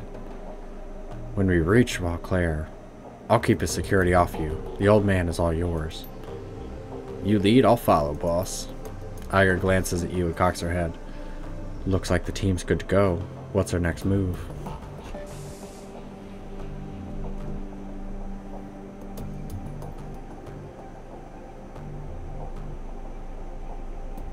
Now that we got the keys to the castle, I say we use them. Blitz offers you a half-hearted smirk. I've always wanted a castle. Well, you're not getting shit, Blitz. Iger raises a hand. Word of caution, Neckpuncher. Our objective may be simple, but taking the same approach we took last time might be a mistake. I'll defer to your judgment. What would you suggest? I've been reviewing the intel that Alice sent us, comparing it to what I gathered in our original run. There seems to be a substantial increase in the number of heat signatures on the ground. It means new security troops. Lots of them. Great. They know we're coming. She slings her rifle over her shoulder. That just means that we'll be fighting in a target-rich area, or a target-rich environment. Dietrich cracks his knuckles. Works for me.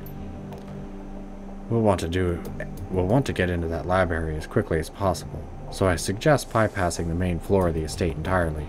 We can enter via the servants' entrance that you escaped through last time. Unfortunately, they blocked off the route we used between the stables and the tree line. That means we're going to have to fight our way there.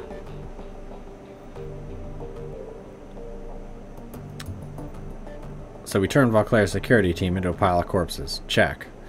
We'll still need to find the old man. The lab that Vauclair was talking about wasn't on the ground floor, so it's either in the basement or a sub-level. We go down and we scour every level until we find it. That might take a while. That facility looks massive. There was clearly a lot more there than we saw. I've got no way of knowing how far underground that complex extends. We go in for an extended search then. Iger looks down, checking her gear. Ammo won't be a problem.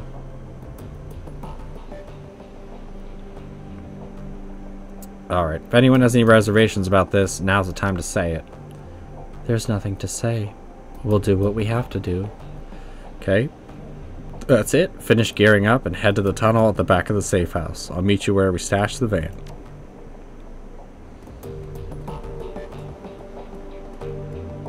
And then next time we'll have our last speech with all of our characters and get everything done. But that's all for today, and we will finish it more than likely next stream. So, as per usual, I thank you all for watching, and you have a wonderful rest of your day.